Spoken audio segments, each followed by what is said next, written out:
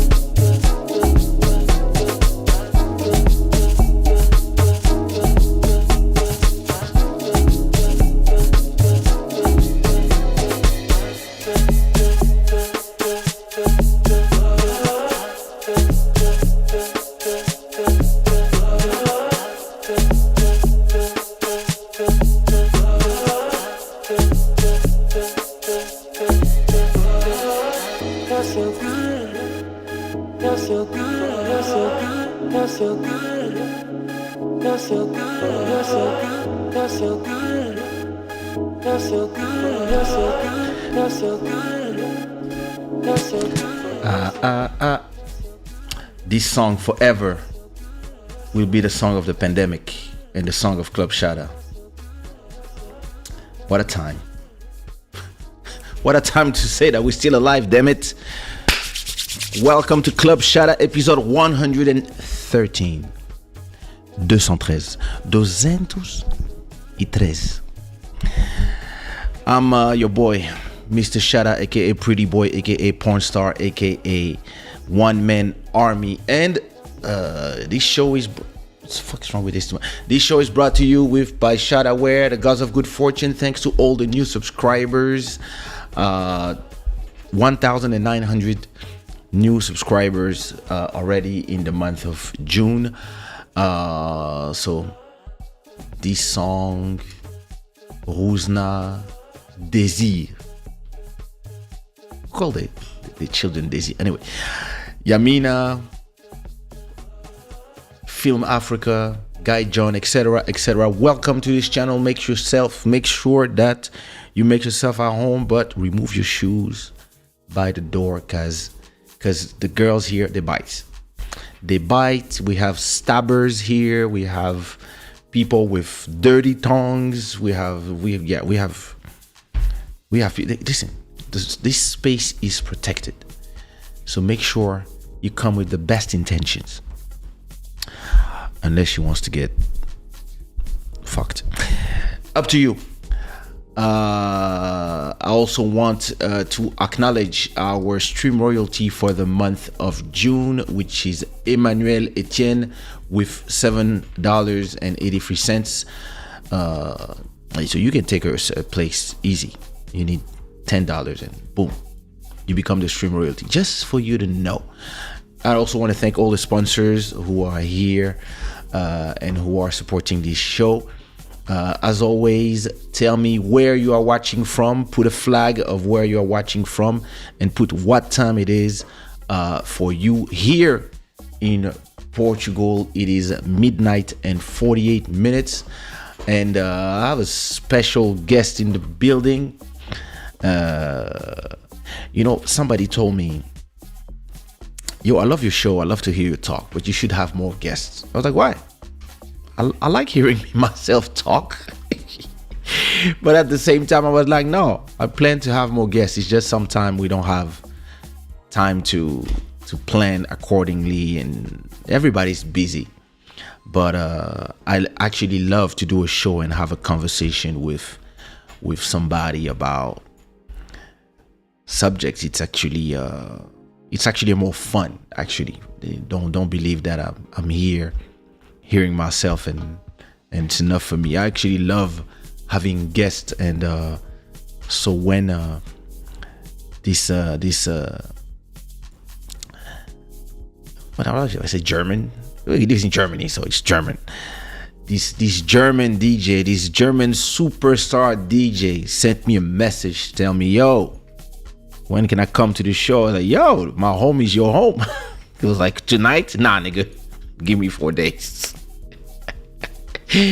So that's what I was like, yeah, let's do it Wednesday. So it is my pleasure to introduce you, for those who don't know him, and to have him with us tonight to talk about, DJing and more, and music and production. The one and only DJ Bizi Brown.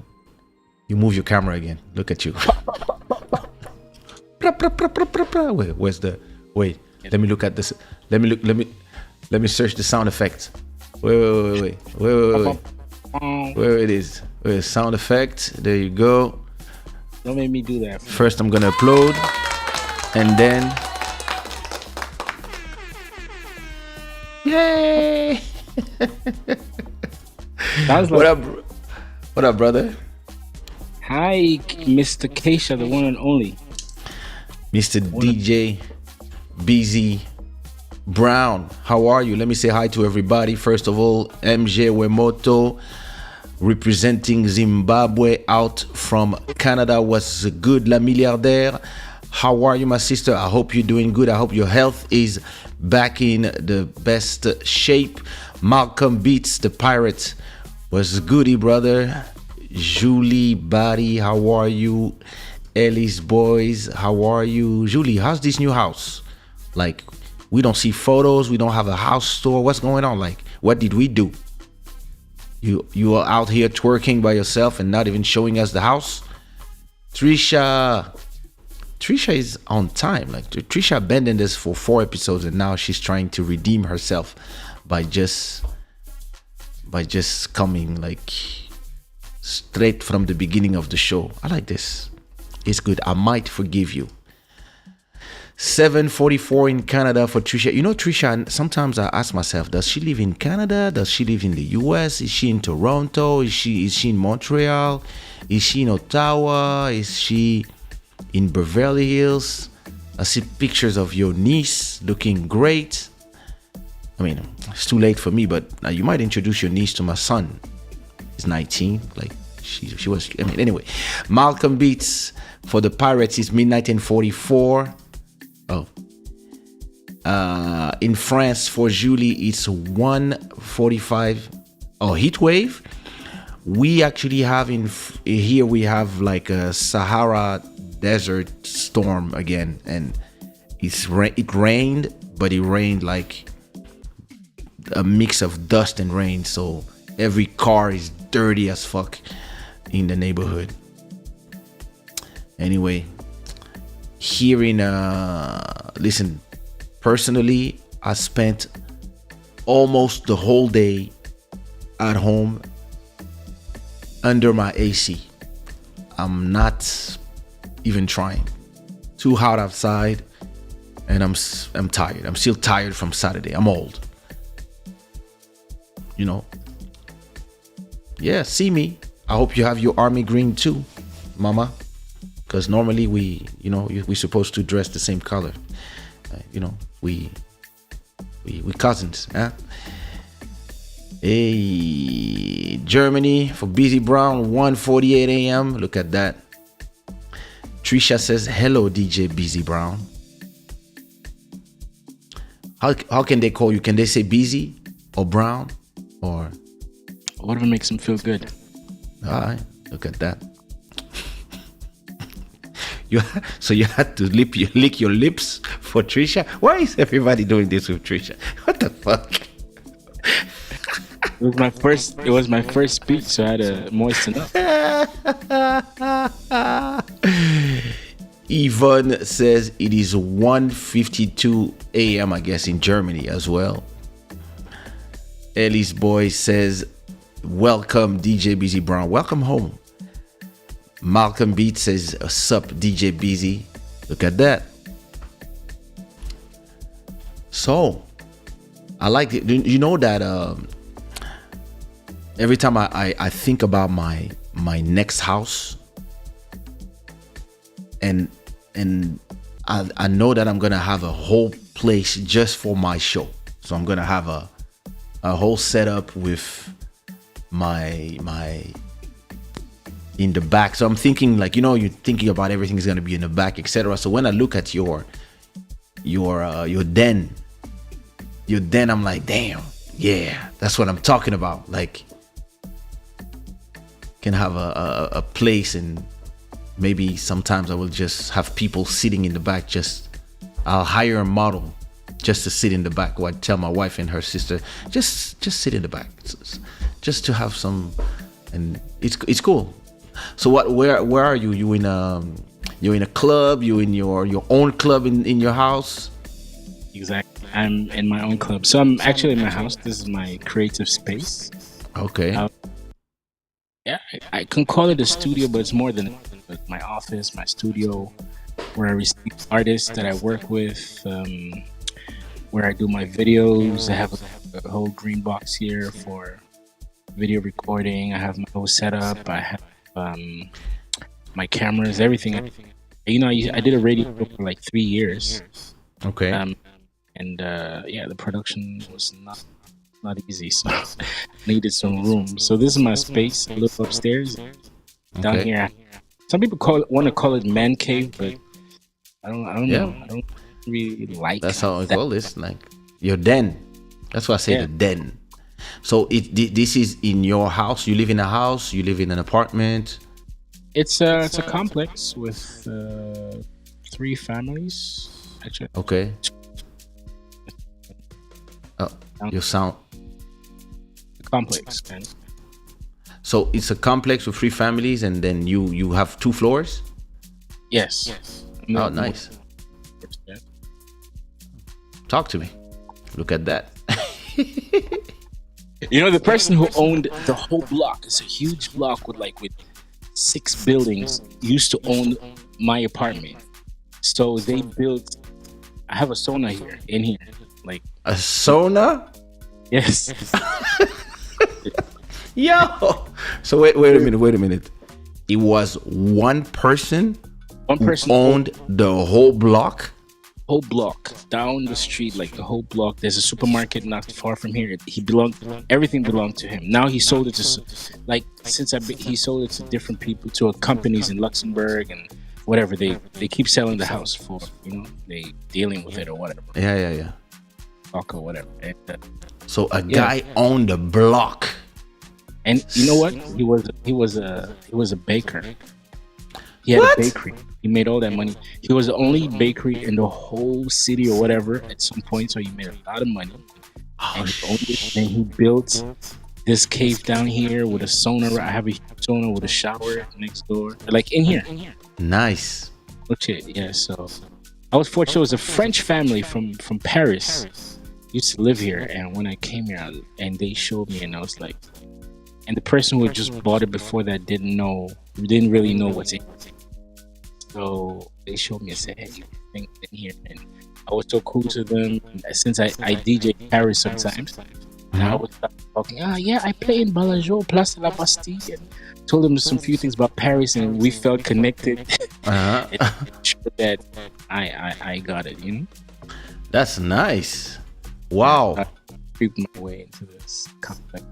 Yeah, so I have this creative space, and I feel blessed, and it's amazing because, yeah, I can be creative here. I practice my DJ sets, do my mixes. During Corona, I was going online. I have a bar with all my cognac. I mean, I don't drink like that, but Yeah. cognac, But you're ready to. pretty much. What you? 6:55 p.m. in Louisiana, 35 degrees. Damn. Well, listen, it's not Belgium. Huh? What you mean there's an echo? We don't hear no echo here. You hear an echo? I don't hear no that. echo. I don't.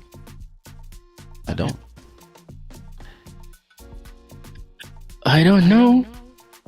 Maybe. Now maybe when you're too near the screen. Wait, let me hear it. Let me hear it. I don't hear no echo. I don't.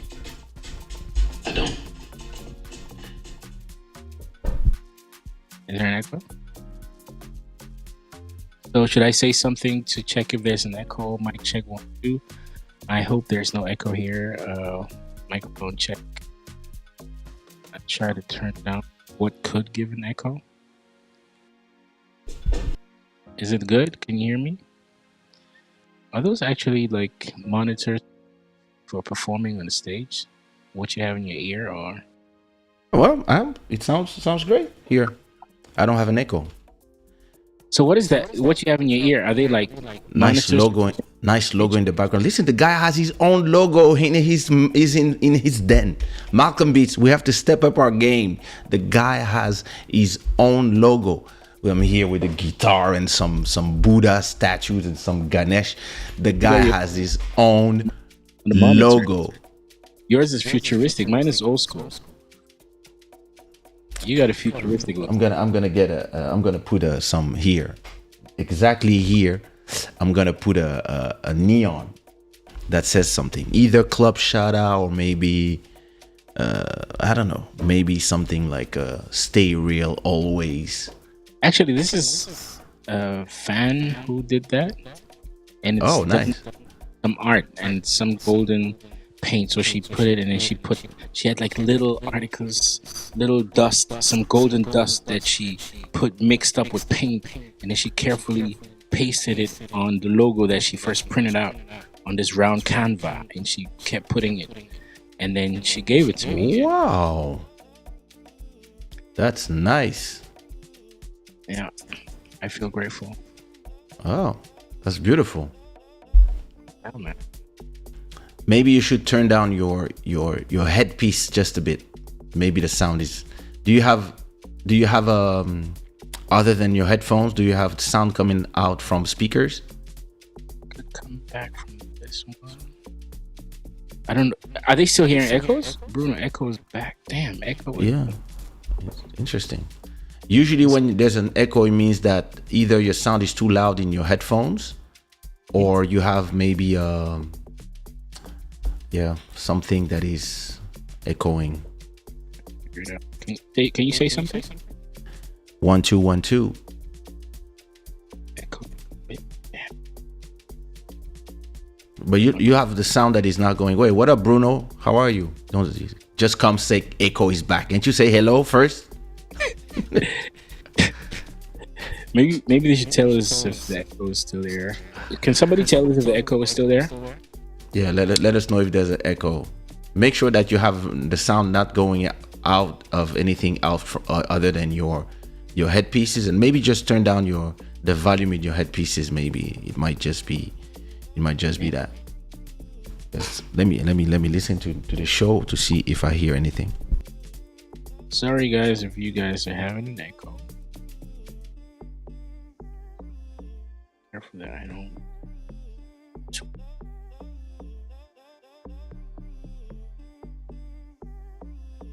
Every time I speak, I put it up. Down. I don't know. Oh, maybe I need to say something. Can you hear that? I'm not hearing no echo. I was listening to the. Me neither.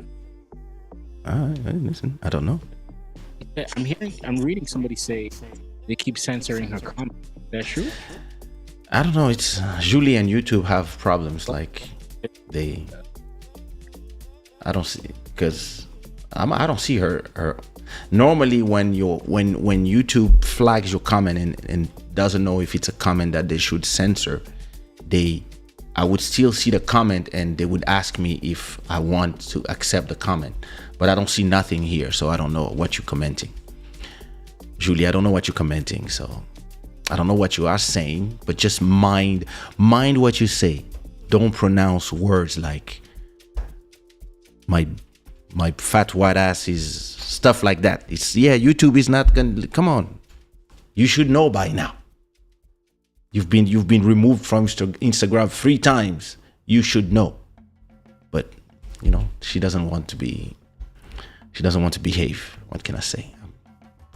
There's nothing I can do. Okay, we can hear some echo a little bit. Well, it's okay. We'll do it. Maybe it comes from me. Let me turn down my headphones as well. There you go. Yeah. So, damn. Turned down too much. Yeah. So, where do you live? Keep playing with I think I'm just gonna keep going on and off. Like when I speak. Well. Did you put a gate on your microphone? Oh yeah, wait, hold up. Because it's sometimes. I hope the echo is gone. Well, I hope so. I hope too. These things, we never know. Because me personally, I have my own mix in my headphones, so I can hear you and myself, but I'm not hearing the same thing as them. So anyway, yeah, I mean,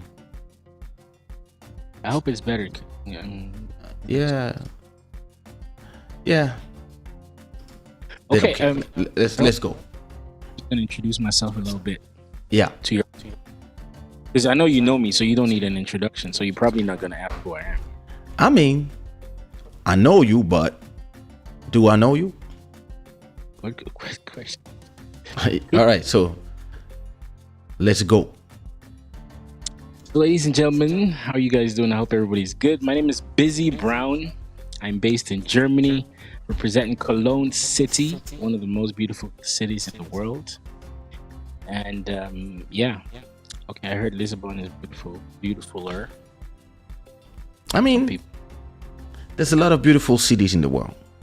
Okay, that's objective. Thank you. I think wherever your heart is the most beautiful city in the world. Yeah, true. Anyway, I'm a DJ, producer, MC, moderator, hype man, entertainer, entrepreneur, plug. Oh, we can talk about that soon. I'm a with passion. So how long have you been in Germany? Since 2002. Wow, 20 years. Yeah, and that's since when I've been earning money from DJing. Wow. Real. Yeah. I know. Have you just done clubbing or also festivals, TV, like everything? Do festivals, and the thing is, I'm quite I'm also quite passionate about MCing, and I don't want to put it like that, but I do it well, so I get booked for events where they need a mic presence.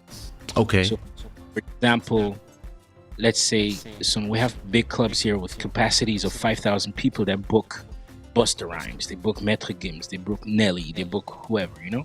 And these clubs, they book my services because, like, for example, first of all, to hype up the crowd before the show, and then when the artist leaves, sometimes the whole crowd goes.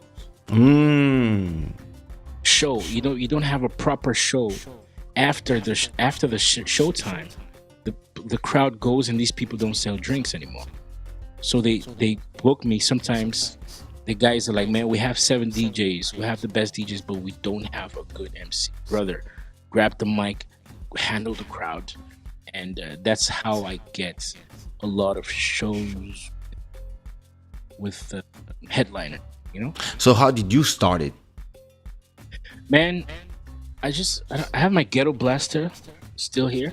My very first, my mom gave it to me. Hey, get this later. I used to play with cassettes. On barbecues. My dad, during his studies, my dad has a PhD in economics. During his studies, he used to be a drummer. He used to drum, and he's a DJ himself. So at home, I had turntables from my dad. I had music from Abba, from Bob Marley and the Wailers, and Saturday Night Fever, John Travolta, and a lot of amazing music that I had the chance to listen to. But because it was an old school turntable, I didn't have the chance to scratch and mess around with it. So I carefully had to take the needle and place it on the record and sit there and hold my hand and listen to the music, you know, or dance to it or whatever. So you know, I thought about the echo. Anyway, so you scared about the echo? Don't worry, it's okay. I don't want to look at it. Damn, I should have come cleaner than that. You know. You have a soft voice for a DJ. This is interesting. You know, there's a voice for DJs. You didn't know? I didn't know. Well, you have to be like, yo, what up? Anyway, so I used to DJ on barbecue, so I was just passionate about music, and then I realized. So wait a minute. You were DJing at barbecues, but this is what age? This is as a kid, my brother. So like 15, 14? As early as 9, 8. I have a picture of drums. If you brought me anywhere and there was a guitarist or a band, it's like when have you ever taken your daughter to the swimming pool and you're trying to get her out of the water? And No, I doesn't have to wanna- take her. I have to take her to the swimming pool. She didn't even class yet. She's about to be 5. I really have to do this. Yeah. I'm gonna do this summer. I'm taking her to swimming classes. Sorry about that. No, it's okay. Yeah. It's okay. So they don't want to leave, and that's me with instruments. That's me with music. So That's you me. were an artist as early as you remember. As early as I remember. And So when did you? So you started by DJing, being I guess So the MC in barbecues at home with had a cassette. So I played with cassettes. yeah. I'd go like guys who recorded cassettes. I recorded music on the cassettes, and then I'll have a Walkman. But because I was a kid and couldn't afford batteries like that, I'd have my pen with me or a pencil with my cassette. So I have a ghetto blast. So if I go to a place and I'm in charge of music, I come with my little suitcase. Like I had a wooden suitcase with my cassettes all arranged and everything. Then I have my ghetto blaster. You know, I used to have the ghetto blaster with a double joint, the double cassettes. Yeah. I had that too. So I put my pen into my cassette, rewind to the position I wanted, and then I put it in the Walkman and listen to it. I'm like, oh, that's the position. No, I rewind it a little bit, listen to it, is the right position. Why I didn't rewind it with a Walkman? Because I don't want to kill my batteries. So it was a lot of work putting it back in there. If it's the right position, I take it out and put it into the ghetto blaster. And on the other side, I press stop and I press play at the same time. That was my mix right there. That was how I was mixing the tracks. So wait a minute. That was when? That was like I was a kid. 10, 11, 12 years old. Yes. So you were in charge of music in family parties very early. And man, I remember I had a party with my boy Kenneth, who was in Cali right now, and we called it mini boom because we used to hear people used to call the parties the boom, man. I'm going to the boom today. So we called it mini boom. The boom. And Mini boom. Yeah, we used to call it the boom as well. Exactly. At 4 p.m. La Boom. So successful. There even was a movie called La Boom. You see? And it was so successful. All our friends came out there and we took some money even. Oh, Yeah, wait. Wait, you stopped making money at what age? Okay, I'm going to tell you about my money-making skills very soon. Anyway, so I started making money already. I used to sell gum in school. Oh my God, what a hustler. My mom gave me pocket money, and then when she goes to the supermarket to do groceries on the weekend, I'll tell her to buy me caramel sweets and gum, and I sold them in school. So when I used to sell them in school, I used to sell them. I can't remember the price, but I used to sell them in school. Bought them, but then somebody went to report me to the director. That haters that I was dirtying the school. So at one point, I was every class I had 2 people selling gum for me. So I had like the pouch, the waist pouch. I bought it. Yeah, wait a minute. You had a gum selling ring at school? But Kaysha, listen to this. Every 5 minutes to the end of break, we formed a chain. Me and the other my sellers. My sellers, they could keep like 8. He said my sellers. It was like drug dealers of gum dealers. And then we So wait. How much gum would your mom buy? Bro, she used to buy a whole bag full. Like when I started making money at the beginning, she gave me she gave me just a little bit of money for my pocket allowance, a weekly or. So I took it. No, it was weekly. So she gave it to me normally like every Monday. I'm like, Mom, I had a discussion with her like, can I be having this money on Friday? She's like, why? You need it on Monday when you go to school. I'm like, no, I want it on Friday so I can buy my gum and sell it during the week. And during the week, I made money and I gave it to her and she went and bought more gum. on the weekends and caramel sweets, and I was selling that in school. And I was about to say we form a chain in the yard and clean the whole school. So one day a teacher took me to the director and said, "Hey, Wait a minute. Before you go to the director, you form a chain of how many people? every class had one person or one or two people selling for me." Nope. Wait, how old were you? This is my childhood, bro. This is elementary, like Yo. elementary school. All right, listen. No, of course you have a sauna in your den. You've been hustling since a kid. Some people will make money. Some like from school, like, yeah, this person's gonna be poor. There's nothing that can be done. And some others you're like, yeah, that person will either make a lot of money or go to jail. But damn, you had a soldier in every classroom selling gum. Yeah. And I gave them the bag, so they had the waste bag. So I fixed everything at home. They had the waste bags and everything. I said, hey, you can keep 8 gums to yourself. So you either chew them or you give them to your friends, or if you sell them, you keep the $2 for yourself. The rest of the money they brought to me every day, and you were privileged if you sold my gum. They didn't. My mom would go get it. That's amazing. Wholesale. That's amazing. So one day they take you to the principal office.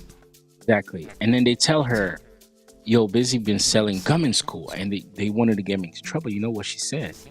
She said, "He sells gum, but he makes sure that the whole yard clean every break.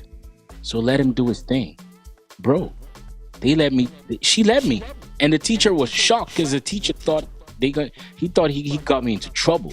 Yeah. But for 5 minutes before the end of break, my whole army would clean the yard. We'll pick up all papers and put them in the trash. Wow. Because we'll put our gum papers everywhere, So we could just thing, and that was the price. And when we did that, I had no trouble, and we all made money, and we're all happy. Now comes the part of me as a teenager. Wait a minute. Come on. How you gonna wait a minute? So this whole operation, how much was generated every day? A lot, because I bought it from the wholesale, so I wasn't buying it from the gas station or anything. So I found the wholesale guys, and I went there, and the more later I was buying boxes. Like I used to buy sachets, like they have a sachet. Later on, I put the boxes at home. My mom didn't have a problem because she was there from the start. She knew how she's the one who got me the pouches, like the waist. I don't know how you call them, these waist. Yeah. The banana thing that you put in your waist. I think it was my birthday or something, and she knew how passionate I was selling this. So she just came and said, "I have a surprise for you." I'm like, "What?" Because I had like 2 or 3 for the other B class. And then I started selling with other guys and give them in little bags. And she's like, "I got a pouch for all your sellers." I was like, "Oh, Mom, damn." So she was supporting my business right there. No, yeah. That's what's a mom supposed to do, exactly. It went successfully. At the beginning, she was tripping. But when she saw the outcome and she saw I was doubling my money, I was doubling my money so much that I would forget to take my pocket allowance. Wow. Still have my pocket allowance. Like, "Yo, you didn't take your pocket allowance the last 2 Mondays." I'm like, "Oh, I forgot." Okay, just add it to the money I gave you and buy some more gum. Like, she felt some type of way that this guy is not, his pocket allowance, he doesn't care about it because he's just making too much money off that gum. This is crazy, and it's legal. That's the beauty of it. Teenager. All right, go ahead. I had access to rich kids for some reason. My personality or whatever, the way I was, but I had poor friends too, and also middle class friends. So what I used to do is I went to the rich kids who didn't know or have value for clothes. So I would buy. Like I'd come to you if you know your pops be buying you all kinds of Timbs, And I'll come to you and I'll be like, hey, you know what? Let me be honest. Okay, I never tell anybody this because I don't really feel too proud about it, but this is what I did. I would go to their houses with cash. Like, I would take, let's say I'll take $50 and put it in $1 bills, for example, you know? And then I would put it in an envelope, clean money, or in a stack. And I'll come in. The rich kids back then, their parents never really gave them cash. They gave them everything. They bought everything for them. They'd always give them, but the rich kids didn't really touch cash. The money, yeah. Bring cash to them and say, hey, we're going to this barbecue on Saturday and you don't even have money. You're going to come there again with your uncle or your driver, you know, but we're going to be spending money. You have no money. Like, oh, man. Then I'm like, but here, I have an envelope. Check this out. Here's $50. They look at it like, damn, how can I do to have it? I say, okay, you know what? Give me those Timberland boots over there. And I'll give you an envelope. They're like, yeah, this Timberland boots? I don't even wear them. I say, yeah, then let me have them. Brother, they give me the Timberland boots. I give them the $50. I go home. Till today, my brother, I still have the box upstairs. I have a box with erasers for suede, with sprays for dun or you know. Yeah, suede. Suede spray. I have a little pin to remove stones from the bottom of the Timbs or the shoes or whatever. I have the paint to clean it white. I have all the tools to clean the shoes. So I'll take this Timberland boots that I bought for $50 or $50 or whatever, for example, depending on where. And these shoes will cost $250. Yeah, and you had them for $50.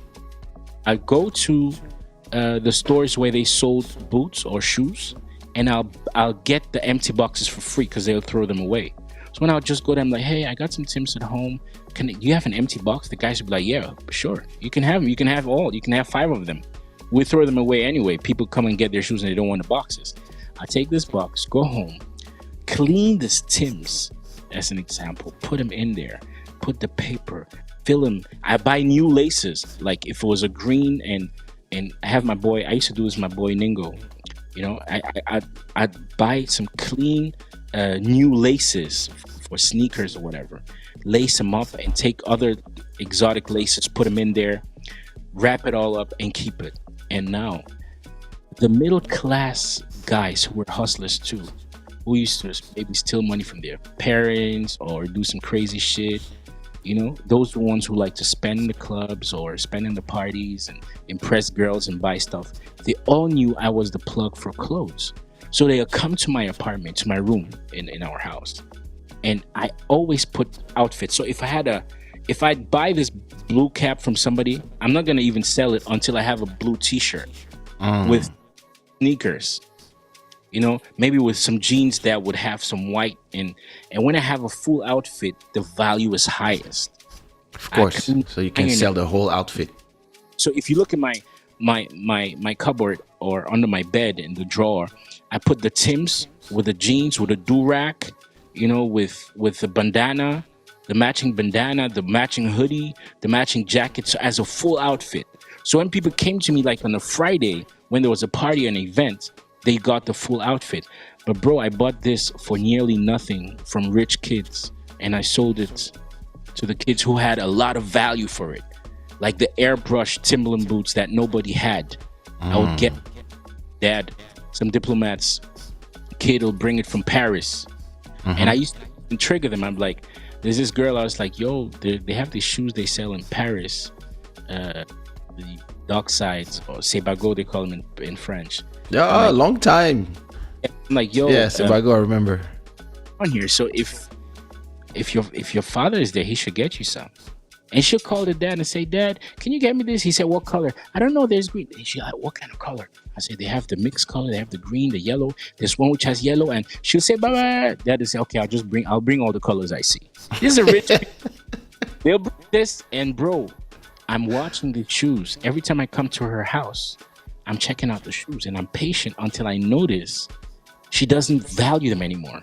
After that, I'm going to be like, nobody wears Sebago anymore. Now, we're all wearing, you know, I'll bring something else. I'm like, no, they're François Jabot sneakers. That's what's in. Who cares about a Subaco? Marité François Girbeau. Yeah, I remember bro, that. I'm doing I this for had that. and the exotic stuff, or Ivizu jeans from Japan, or Red Monkey jeans, or whatever, So I would like I would then come out there and be like, those old shoes there. Do you still need them? Let me have them if you don't mind. Sometimes they give me for free. They didn't know how much value I take and go. And I'm smiling because in my head I know I got some green hoodie that's gonna fit that shoe right there.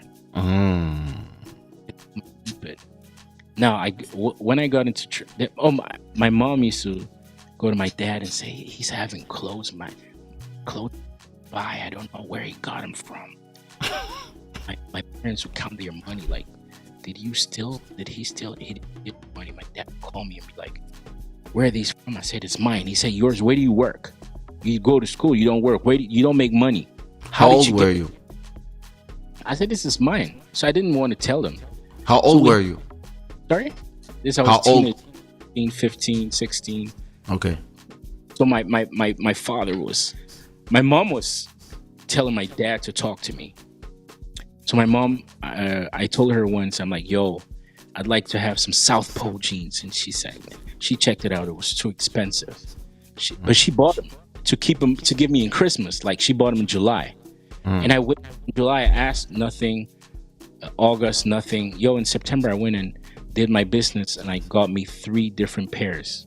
She came, she searched my room and she saw them and she told my dad, like, these jeans I bought for him, I didn't give them to him. I want to give him for Christmas. And he went and got it himself. And they're so expensive. How could he afford them? Oh, my dad was on my ass. Like, what are you selling in the street? And where I got into trouble is when I bought a carpet. Because my dad was on my ass. Like, you're never gonna buy a carpet. And if the day you buy a carpet again in this house, you're gonna move out. I said, why? It's just a small carpet. It was a very comfortable carpet, like the thick ones, really, you put your foot in, tears in there. My pops is like, never buy a carpet in this house again without asking me. I was like, but it's for my room. He said, are you paying rent? I'm like, yo.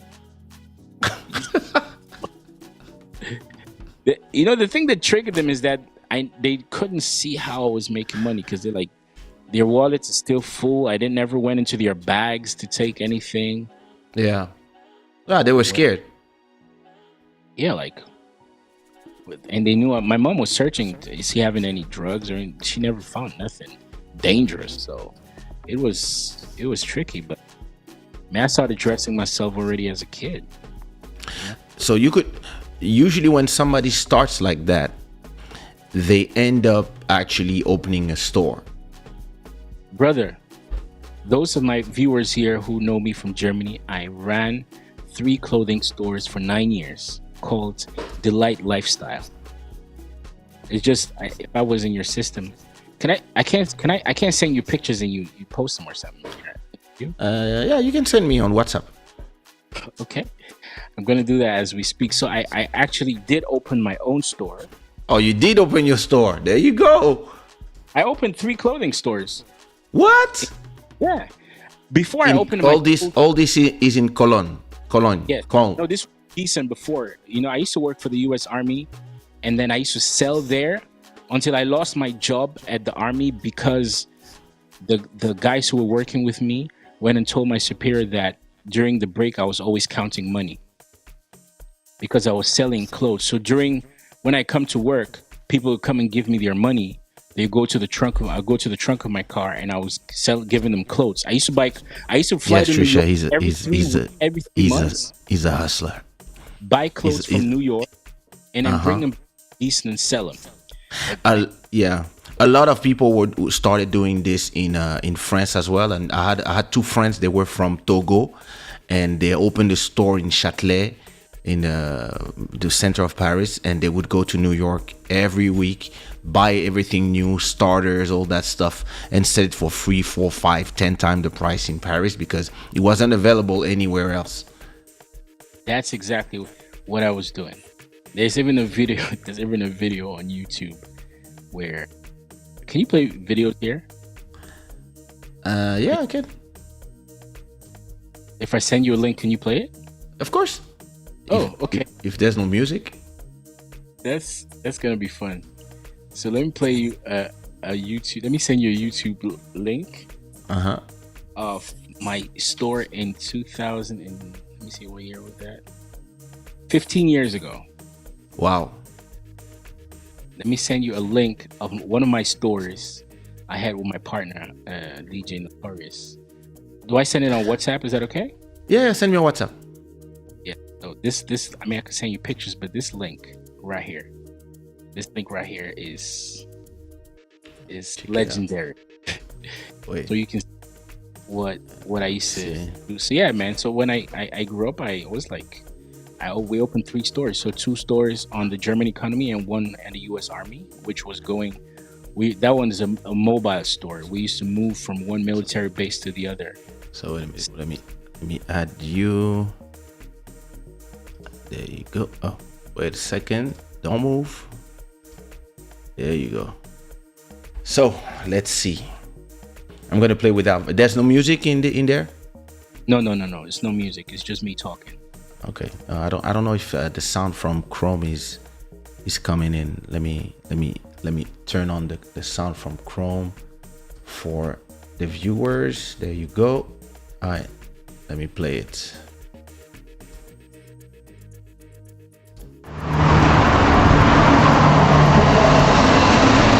That's you?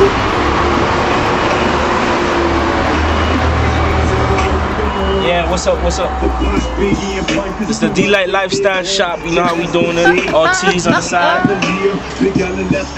Rocky, you see that pic over there? That's what we talking about. Jersey.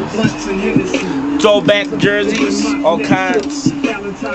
Original shit, you know. With that signature into his house. Everything exclusive shit, you know? Know what we talking about? That's how we be doing in the Gießen, y'all. Got football jerseys, all kinds of jeans. You know, when Rude Boys in the house, you know what time it is. This how we talking. This the red motherfucking monkey jeans. This the red monkey jeans, you know? This how we be doing that shit, you know? Well, I got some hot shit to show y'all. Y'all heard about Ibizu? Yeah, you heard? This Germany, dog. This ain't New York. I know you feel like you in New York right now. This Germany. This is legendary. All kinds of shit, you know. We got tees, all space shoes, you know. Throwbacks, all kinds of throwbacks, y'all. Feel that shit, dog. You know, it's the baseball shit, you know, Major League. We got all kinds of t-shirts. Feel that shit? Feel that bling bling in the house? That bling shit? Yeah, that's how we be doing it. Now that's All kinds of hats. That's hustling right there. Yes, brother. I'm sending you 3 pictures too. Check out the pictures. I sent them on WhatsApp, I guess. Yeah, so that was my store. There's me there. And on the right side is my boy, Richie Notorious. So, yeah, this was our clothing store called Delight Lifestyle. And then we had a club called Delight Soul Bar. You know, and yeah, so we used to sell American clothes in Germany. It was a sneaker. If you push is it me? If you look down, you're gonna see on the right side, 2007. That's when. Yeah. See, I can see it. That was 2007 right there. This was our sneaker wall, you know. And yeah, we started selling from the trunk of the car, and all our clients kept asking, "Why don't you guys have a store where we can come in and buy the stuff?" And that's me right there that you see there. Mm-hmm. Yeah, man. So that's. So what city? What city is this? It's Gießen. Gießen. Somebody's telling me I could. Yeah, that's. Somebody's telling me I'm echoing. Damn, I don't. It's okay. It happens. Anyway, so yeah, that's Gießen. It's enjoy the echo. It's like a song. Yeah. Anyway, yeah. Submergé par l'invité. No, I'm enjoying. I'm enjoying the hustle. Master Electronic, you a hustler. You should know. Yeah. So yeah, okay. So that was my path, and then we opened a pub. Then we opened a nightclub, and then the business always grew bigger. And we used to do festivals, indoor, outdoor. So at that time, what, you 19, 20? 19, 20, in my 20s. And at some point, actually, where we made money, there was a lot of U.S. soldiers, and that was our mates. And they spent the military bases in Germany. The soldiers spent a lot of money on the 1st and the 15th of every month.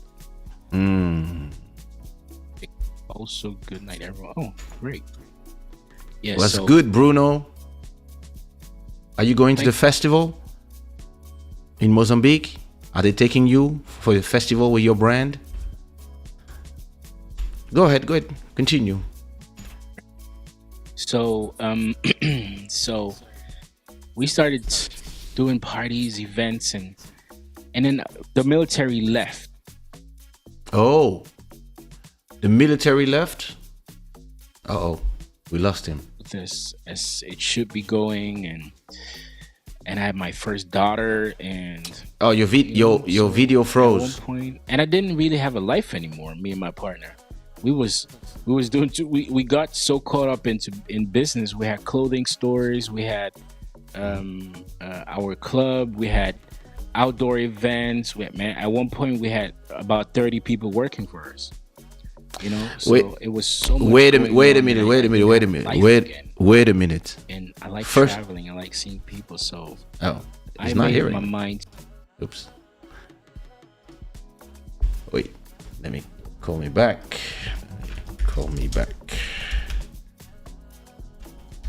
Video froze.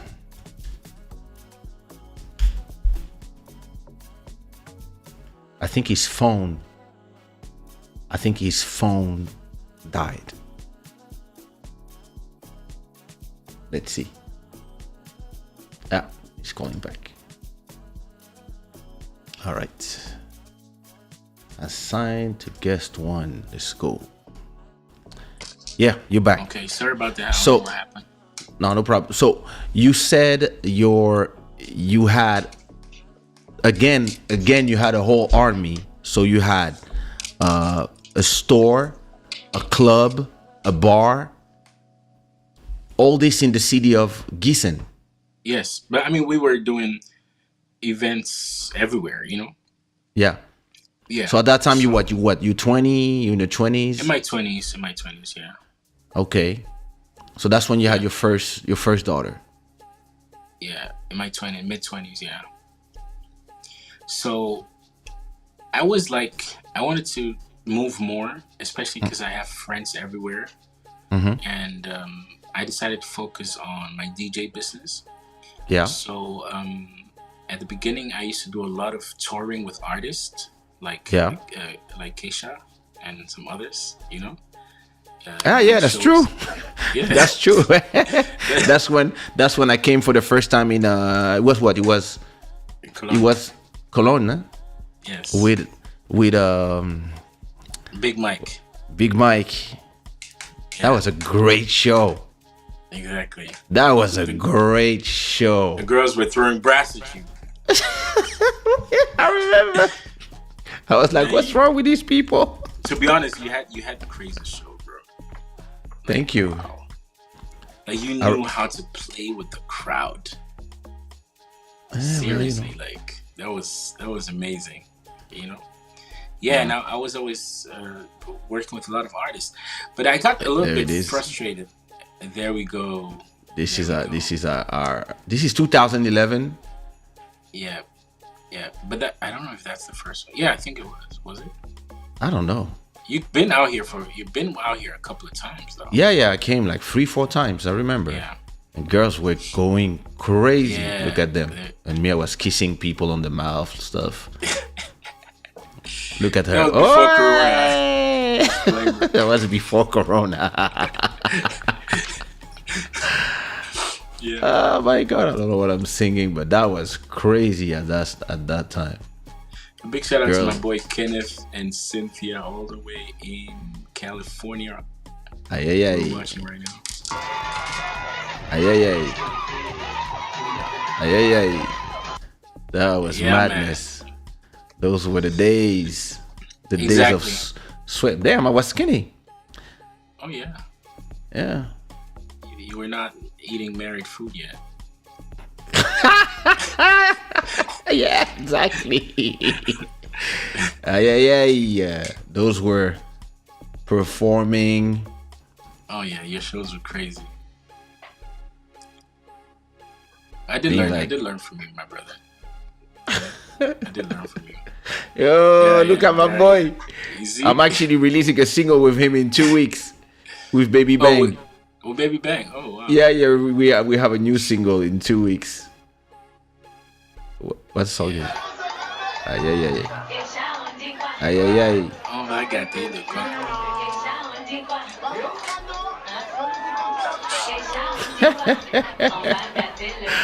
Good times, good times, good times. Do we start well, white Chico, coming from your Caribbean city or any pueblo, myself plus Any other MC you know from my crew hit you with the crazy menu. Will please you. Oh man, that was my first encounter with Kaysha. That was my Yeah. first encounter. I was like, who is this guy? What kind of music is that?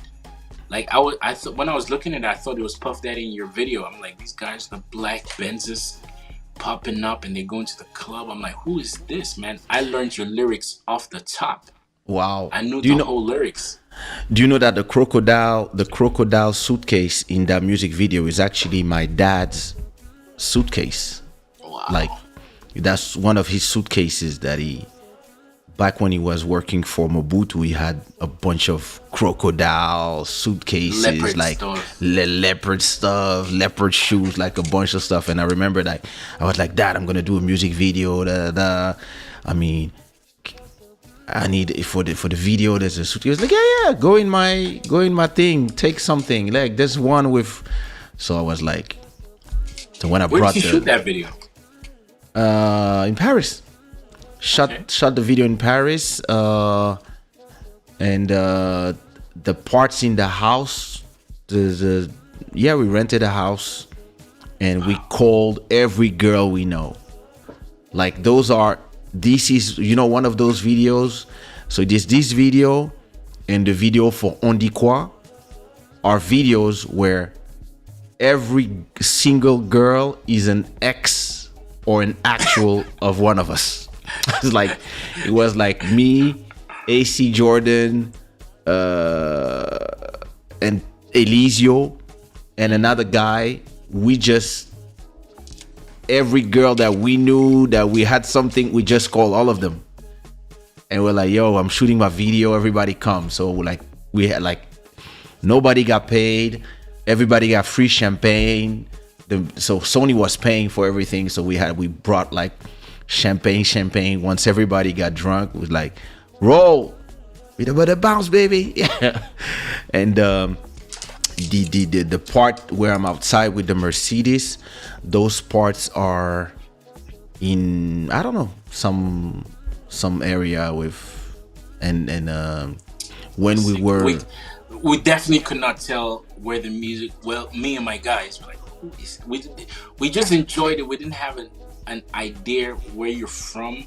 yeah. We didn't know. We couldn't tell. Like, who's this? Like, the music was just fresh. The style was just, you better bounce, baby. Yeah. Oh man. So I was just like you, just this grew up on American music and European pop, and trying to do something that mixture this with West Indies, Africa, and do something we were very influenced by the Eric B. Rakim, Pete Rock, CL Smooth, P. Diddy, of course.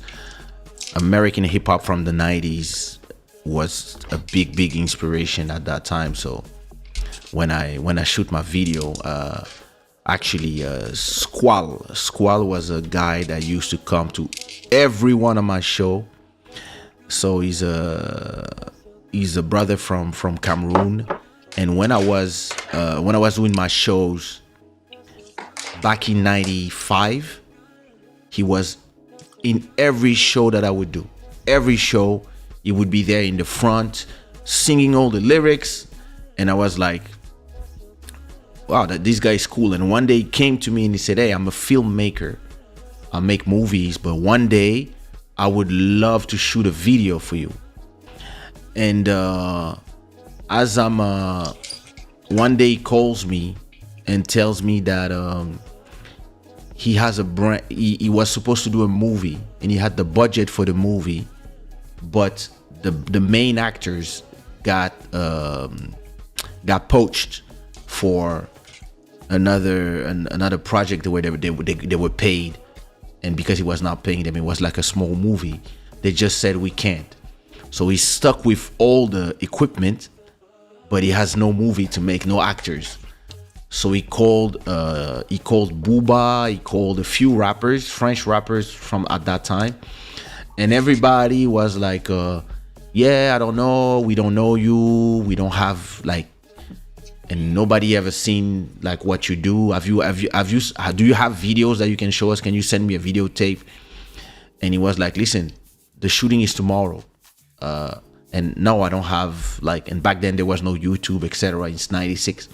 So he calls me and he's like, yo man, I mean, I'm so pissed off. I'm disappointed. Like I'm trying to offer a video for free and nobody's interested. I don't understand all these guys. Everybody's asking me, like I've been calling all these rappers and me, I'm like, let's do it.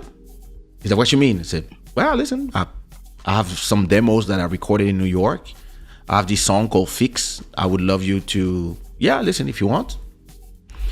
And he was like, oh my God, but I don't have a place to shoot. I was like, well, don't worry. So I used to, at that time, we used to live in the rich neighborhood in the huge 400-meter square apartment, and we had a huge living room. So I told him, hey, we can shoot in my house. I can ask my parents. So I asked my mom, hey, can I shoot a video in the house? We're gonna use only the part from the living room part. But so we had two living rooms. The total was probably 150 meters square, just those two living rooms. So it was like, I'll close the door of the rest of the apartment so that nobody goes there. And so he came with all his team. Like he had a real cinema team, and it was not digital cameras. It was like the real reels and stuff. And I was like, okay. He came with traveling rails and stuff and a whole team of people. And I brought the girls. I brought all the girls. I brought some friends, and we shot that video. I'm seeing Trisha laughing and saying Kaysha and his exes. Well, you know how we do. So it's when this video came out, there was a channel called MCM at that time, and it was the video stopped playing at MCM all the time. But there was no CD, there was no record. Like it was just from a demo, and everybody was asking where can they buy the CD. And I had no idea how we make a CD actually, because I was not signed. So I had no idea. Wow. And after that, when I got signed, the first thing I told them, I was like, first of all, I want my CD available in Germany, in Holland. They're there. I want 200 CDs because I want to send it all around the world to all the DJs that I have emails and addresses. And then I want to shoot my video with Squall. That was the thing I told them. I don't care who you know, etc. I just want my video shot with G Spark. What's good, brother? I was thinking about you, G Spark. It's been a long time that we didn't do a song, and I'm going to Thailand. I know you're coming. Tell me when you're coming to this summer, but I'm going to Thailand soon. But yeah. So that's when we shot this video for Bounce Baby, and he's the guy who shot that video, and after that he exploded. He became biggest paid video and start only working for all these heavy hitters, big groups, etc. So you had 30 people working for you by the time you were in your 20s. Yeah, my 20s. So you were a boss already. My partner is like 10 years older, but we were rocking, doing stuff. We're both DJs. Then we're like, yo. Another thing is I've always been creating my own opportunities for my dreams. Yeah. For example, I wanted to wear fancy clothes. I became a clothes seller, and I got the clothes I wanted. I wanted to, like, 4 years ago, I wanted to be a radio moderator in Germany. I hit up all the fucking radios out here. I'm like, yo, I know all celebrities. I can bring you Redman. I can bring you Will Smith, even if he's in town, because I'm friends with his son. I can bring so many people to your radio shows. Guys, give me a shot. Let me have some airtime. You don't even need to pay me. I'll take care of I'll get my sponsors myself. You know, bro, this conservative system over here, they didn't give me. What did I do? I called my boy ATM, DJ ATM, and we created our own radio show, Good Vibes on Air. And we were live on Facebook. We struggled with all this music that you couldn't play. We started looking for remixes on SoundCloud, and we created a whole playlist. And other people were shocked, like, how do you get your music played? How do you play your radio show for 2 hours and nobody blocks you? It's because we did a lot of research, and it was great. Like, I interviewed a lot of artists. People came in. Nasty C from South Africa, this big rapper, a lot of local great singers. They'd come and sing and have an interview on the show. I created my own thing there, and that's what I do with many other things. Like, back then I was a DJ. I'd go to the big clubs. They wouldn't want us to DJ, or they just take us one time and not again. They wouldn't want us to pay. I turned around, looked at my partner, I'm like, yo, and my partner had the balls. Everything I said, he said, let's do it. I said, bro, why are we begging these club owners? Don't you think we should open our own club? He's like, you know what? There's a location downtown. Let's go talk to them tomorrow, 7 o'clock in the morning. I'm like, are you serious? He's like, let's do it. So every idea I brought, he said, let's execute. And now, this is one interesting story. My boy Richie, I'm sure he's going to watch this. So I come to Germany. He's been here like before me, DJing for student parties. And he's like, yo, he's earned like $100 for these student parties, $120.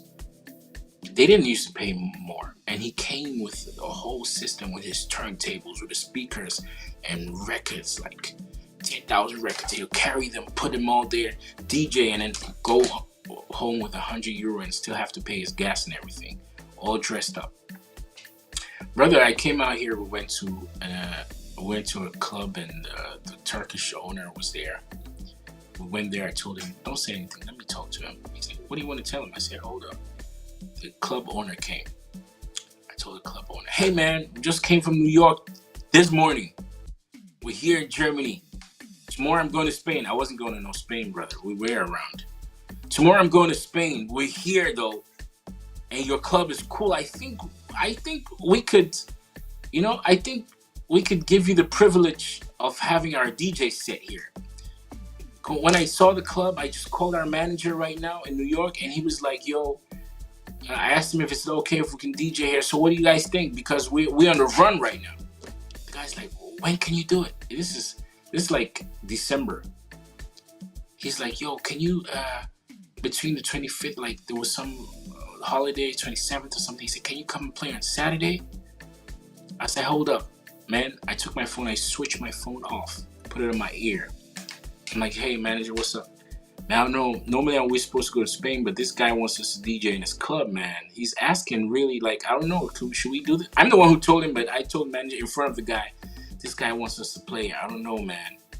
And I don't want to charge him too much because it's just a club. They don't really know us, but we could show them some stuff. What do you think? Okay. Is it good? Okay, bye-bye. I said, he said it's okay, but you guys will have to take all the charges and stuff. He said, no problem. How much do you want? I said, I don't know. What can you guys pay? Yeah, I don't know. Okay, we'll pay your hotel, your catering. Can we give you 1,000? Can we give you 1,500 euro? Just DJ for 1 hour. I'm like, okay, I think we'll do that. No problem, brother. We left there. We went home. My partner Richie was nearly crying. He said, Wow. He looked at me and he said, do you know how many years I've been DJing here and these guys are not paying me? You've come here and you've hooked up our first gig for 1,500 euro to DJ That's the for game. 1 hour. That's the game. It's You know, he said to Yes. DJ for 1 hour. He looked, he parked. We were driving back. He parked. This is the downtown club in Weinheim. He parked the car. He looked at me. He was breathing like he's in the middle of the highway. I'm like, bro, what's up? He's like, no, let me first soak up this moment. He looked at me and he said, and that's where our business and friendship relationship really kicked off. And till today, he owns. He's still in Gießen. He still owns a great club there called Tropicana. He's a still club doing owner now. business. And now he's bought buildings and everything is, he's working Wow. day in, day out. He's working very hard, you know? He's still there. And we're still working together on different projects. Nice. But I'm telling you, brother, like, just that little conversation right there got us 1,500 euro to DJ for 1 hour. And when that happened, every time I came up with a business suggestion, he believed in it. And he said, Yeah. let's do it. Of course. And he's a risk taker. Richie is a risk taker. He's been taking crazy. He said, let's do it. And whenever he said, let's do it, I turn around, look at his eyes. There's this one look. If I see that look, I know we're doing it. Yeah. But that's the thing that frustrated me the most about me working at when I was working in the Zouk industry in Paris. We had the whole market for ourselves, and I had the craziest ideas to make money, not for me but for us. And every time I would say, hey, let's do this, to artists, to promoters, or to the label, people would always be scared. And it's important to have a partner that understand that you the type of person that you have to give whenever you have an idea. When you have somebody that says let's do it because they believe, it's so different. And that's why when I left France, I made sure that any idea I had, I could do it by myself, because in France, which was different, is that all the things I'm doing today in 2022, I was talking about them in 96. Having a brand, having clothing, having a show, having performing, like giving albums to the fans. Like whenever there's a show, giving the fans, every person who pays a ticket, giving them a CD. But because we buy the CD for €2, it's sold at the store for 20. But if we sell to the club at 4, they get a good look, and we can have numbers. So, and then you can use it in your tax forms. All these things I've been telling people, but every time I was met with, so at a point you're like, you know what, let me do it by myself. And it's great. It's great that you had somebody that would just tell you, let's just do it. That's crazy. That's good. So that's when. So you know that this microphone has been off for a long time. I'm hearing the sound from your phone. you hearing what sound? From your phone. No, you're not hearing me here? Nah, I'm hearing you from. We've been hearing you from your phone long time. Probably in the setting. Look in the setting. You probably put you probably put your phone as the audio engine. Look at Are you sure? Are you hearing it? Yeah, very well. You're not hearing me from the mic? Oh hell no! Since you came back, no, I think it's in the settings. You probably selected the microphone, the microphone from the phone as the. So if you look in the settings, you might. But the sound was great. I ain't got no settings. I told you I'm using the iRate joints. Hold up a second. Let me. You hear me now? Same thing. There's no more mic, but it sounds great. No worry. But you can move it away. Yeah, really? You're not hearing me from the. Wait now. Are you hearing me from the mic? Tap on it. Because I even tap on it. Pop.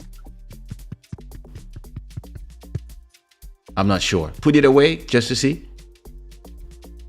Okay, now let me mute the mic. I'm muting the mic now. Okay. Okay, now it's the mic. Okay. Now it's the mic. Yeah, now it's muted. Okay. Yeah, brother. So, sorry about that.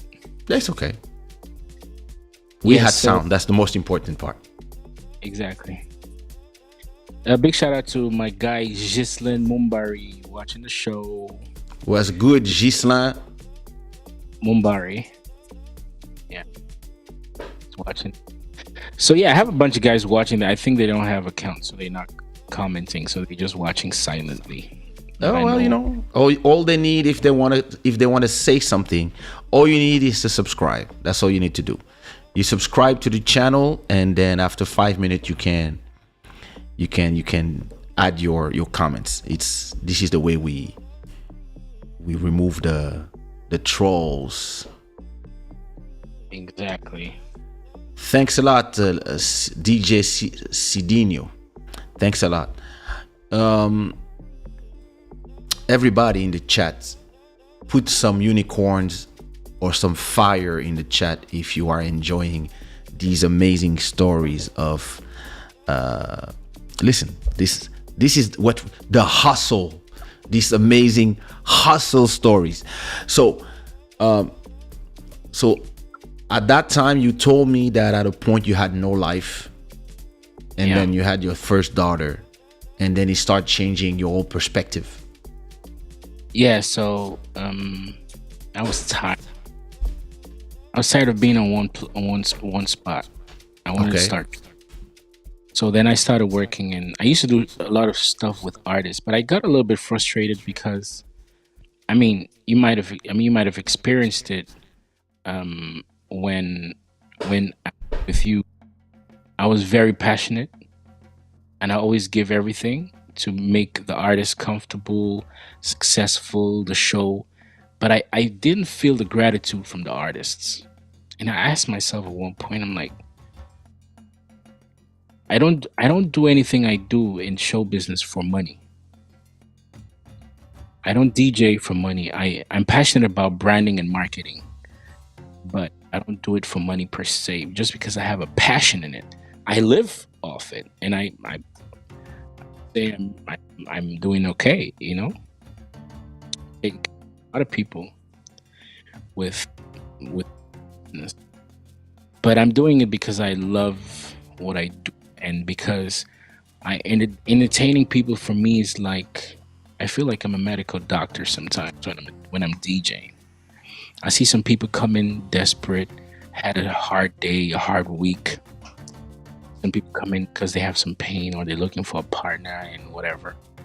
And I'm very vigilant, and sometimes while I'm playing music, I see one person not dancing. I give myself the task, like I have to touch that one person back there, that guy or that girl there. I have to touch them somehow. I play some track and I see them moving their heads a little bit. I'm like, oh, I'm getting closer. And then I work hard, but I'm still doing my stuff for everybody. And then the way I feel that I've healed that person when I drag that person with the music from their chairs to the dance floor, and I get the smile and the vibe, and I touch them, and then I feel good about it, and that's what I do it for.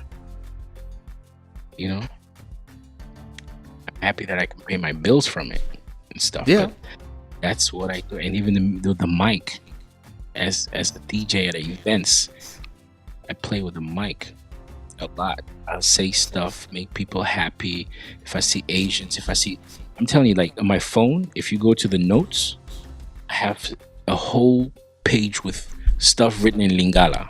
I don't speak Lingala, but I have stuff like Ndengenini, Bozali bien, Bozali malamu.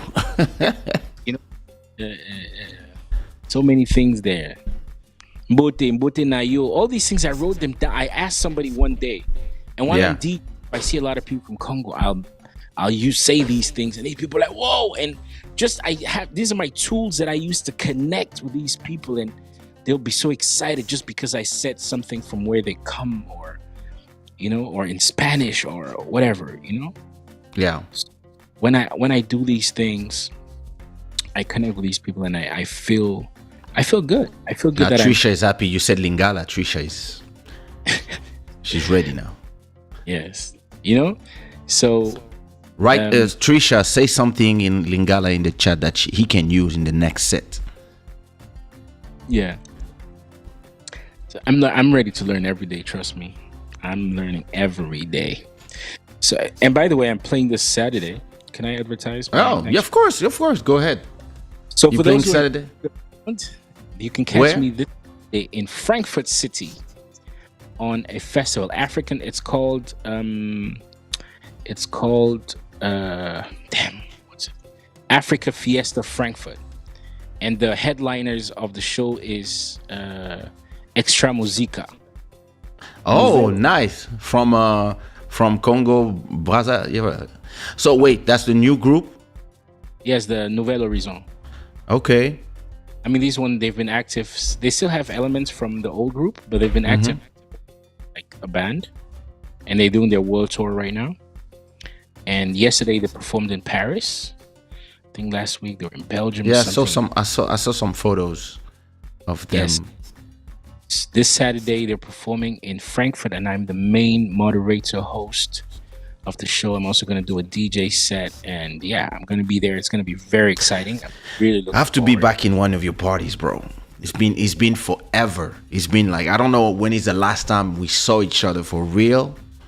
Like, you should come. I'm gonna, let me see. Maybe I can get you to California in October. California. Talking about 2 hours from you, 2 hours from me. You want to take me to California?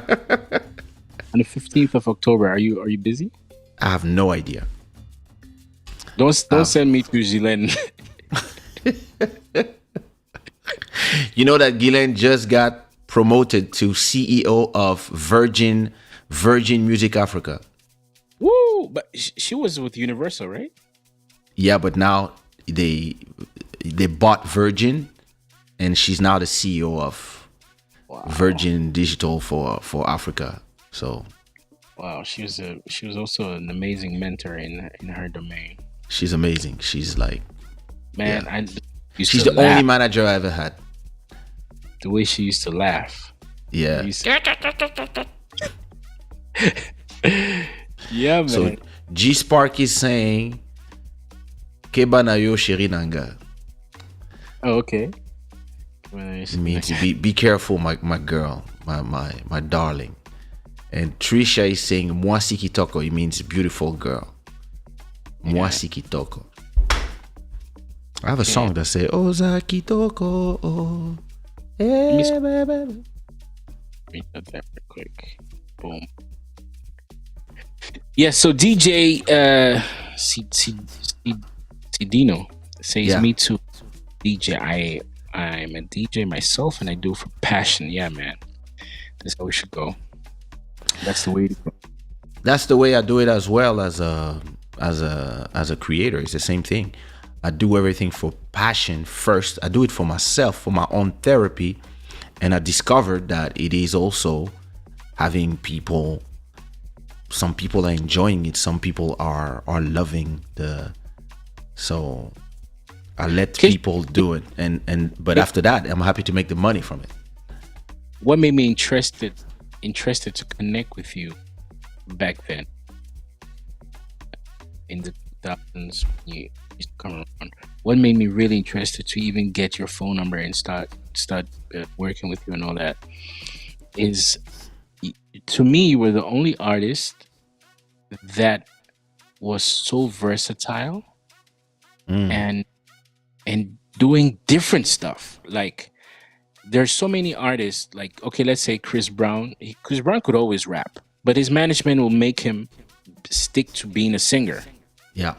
He rapped later on in one song and it was the big hype. Or Justin Bieber, the same thing. He could rap too, but they said, no, you're not going to rap. You're a singer. We don't want to mess up your image. But Kaysha didn't care. Kaysha was rapping, singing, doing zouk, doing house, doing... I was like... Coupe de Calais, Kizomba, Afro House, stuff, yeah. American stuff, then rapping, then I'm like, what is going on? And you put everything out.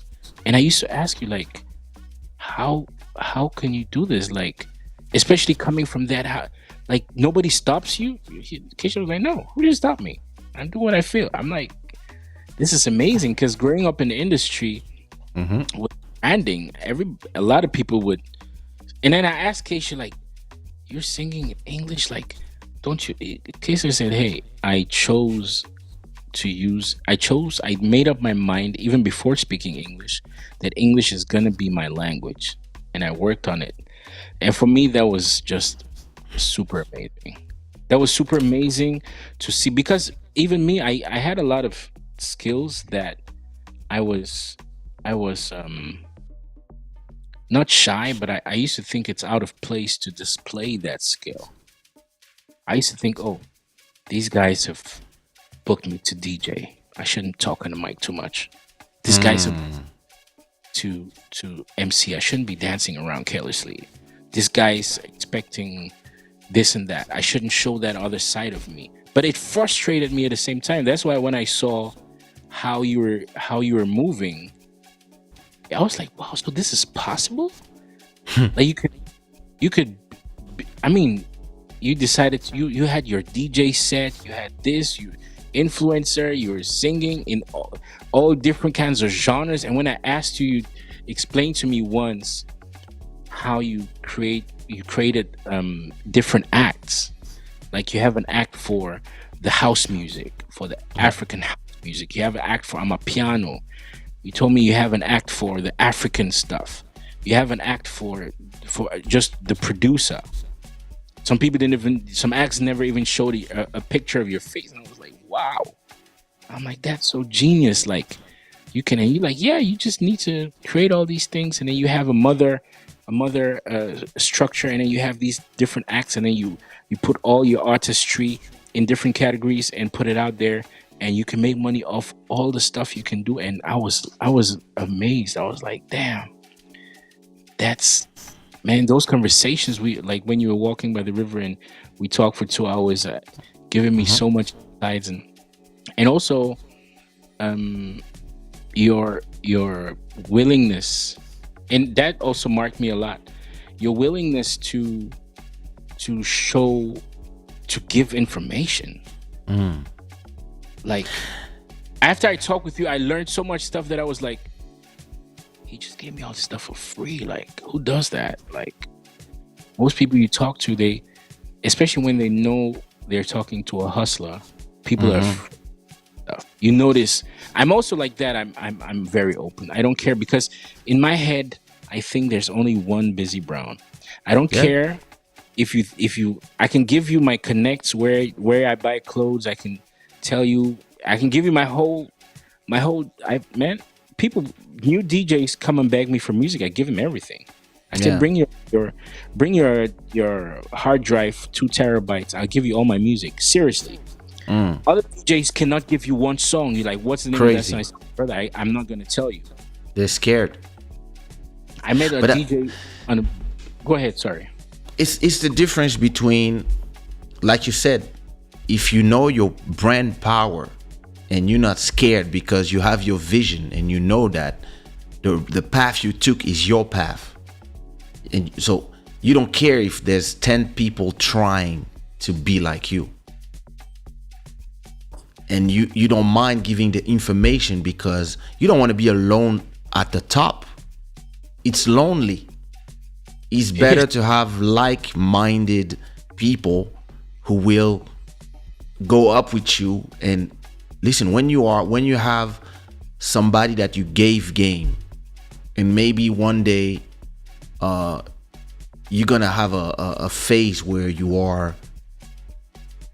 it's slow for you. Maybe you have 3 years of crossing the desert in your business. That person that you gave game, that's when he's gonna be like, okay, let me put him somewhere. In '96, I had a big brother from Congo, from Brazzaville, called Olivier Dumou, that I did my first shows with him. Back then I was getting paid like 200 euros to do shows, and he would come and he would book me, and then one day after booking me, he was like, hey, do you want to stay in town? So he was north of France in Lille. I was like, yeah, let's go, let's stay. So he took me there, he paid me the hotel, etc. I stayed there, blah blah blah, because of a girl, of course. And now when I come back, when one day he comes to Paris, I invite him to dine with my parents at home, and I tell my parents, hey, this person is one of the first person who booked me, etc. when I was with Jean-Michel Rotin, etc. And then I'm doing my album, and when I did my album, I told Guylaine, my manager, hey, for him, he's gonna have a special price always. If we're selling the show for 2,000, he's gonna have 1,005. And sometimes he would be like, oh, I have this very small club, but they would love to have Kaysha, but they don't have. It's only 100 people in the club. The club is like a small African club, and it's like 6 a.m. But they would love to have you, but they cannot give you more than 1,000. And inside there's my commission, so you're probably gonna only have 800. And I would tell him, for you, I'll do it. If you tell me that I have to do it and it's good for, yeah, let's do it. So we would do those clubs, and those clubs were shocked because this is the moment where I have Bounce Baby. I just sold 100,000 copies. I have the biggest song in the West Indies. It's starting to be big in Africa, and people are paying 5,000, 6,000, 7,000 for a show. And I tell him, yeah, for you, I'll do a show for 800. But after 2001, I have a gap of 99 when my second album fails and the show start going down. I have a whole 3 years when people were like, okay, it's over. When people, that was before I do On Dit Quoi. So I was just there waiting, licking the wounds but shows were starting to go down, but I still had to pay my rent. But most people, they were like, he's not, he lost it's okay, like it's over. He's been there. Everybody had him in their club 2-3 times. It's over. And that person at that moment, between 2001 and 2003, he came and we asked him, hey, can you help? And he was like, okay, listen, I'm going to put you in all the small clubs, all these small clubs that you accepted to perform for nothing. Instead of just saying, nah, if you can't pay, I'm not going. I'm going to call all of them and I'm going to book you for a whole year. And he did it. Why? Because when you take people with you and you treat people with a certain respect and you don't treat them like they're working for you or like animals, they're gonna treat you the same way. And this is something I tell artists all the time. When you climb the stairs, every person that you meet on one level, be respectful, because if one day you fall, maybe that person is gonna be the person that's gonna hold you. Maybe you fall from stair 50, maybe at stair 47 or 46, somebody's gonna hold you, and so maybe you're gonna only fall to 44, and then you only have to walk up another 6, and you're back to where you were. But most people, they don't respect people as they go up. So what goes on when they fall? People are like, "Oop, incoming," and everybody lets you go down to 0. And so personally, I always think that because they're figured out how to make money, they're gonna have that source forever. yeah, Figured out how to be liked or to be on top of the game. They think they're gonna everything that goes up comes down. Everything. of course. You know, when I arrived at Section Zouk and I did the first album of Sumia, nobody believed that it was possible that a Congolese guy producing a Moroccan girl would do anything in Zouk. Nobody believed in it. But I arrived and I put great cover, great music, and I put Zouk in there, I put compa in there, I put kizomba in there, I put Afro in there, I put English, I put rap, I put French, I put Spanish. I brought some other artists. Eligio brought the Cap Verdians, ABG brought the this. I took some old singers like Jackie Rapon, respected guys in the Zouk industry, put them there. And then when the album came out, most of the people in the label, because it was a label where we had a lot of sub-labels. So we had like 4 sub-labels. And most of them were telling me, I mean, I don't know if she's going to work. First of all, she's not from the West Indies. And second of all, I mean, this is not a Zouk album. This is not a compa album. There's everything in there. And I was like, we'll see. Album comes out, becomes the number 1 album, the number 1 selling album in France, West Indies. She becomes an instant superstar. Why? Not only because the music was great, but at the same time, I realized that the market was empty. There was nobody. All the older artists were reaching their 40s, and we were here in our 20s. There was nobody. But soon as he came out, most of these people, they came to me asking me, how did I do? What did I do? And I was explaining to everybody what I did. And interestingly, the other sub-labels, they all ganged up trying to destroy us. And this is the interesting part with humanity. You're gonna have people,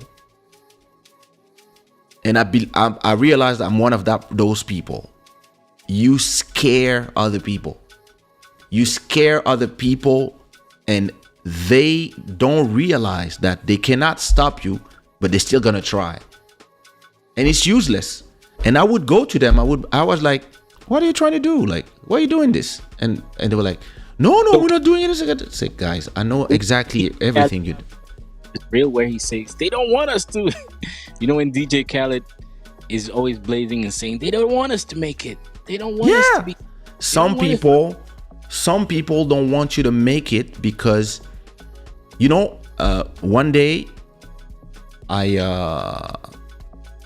I met a guy who was doing video. I didn't know him, but I wasn't on the street, in a car on the passenger seat, and I see a nice car, but like a nice black car, and I don't know who was driving the car. I didn't know.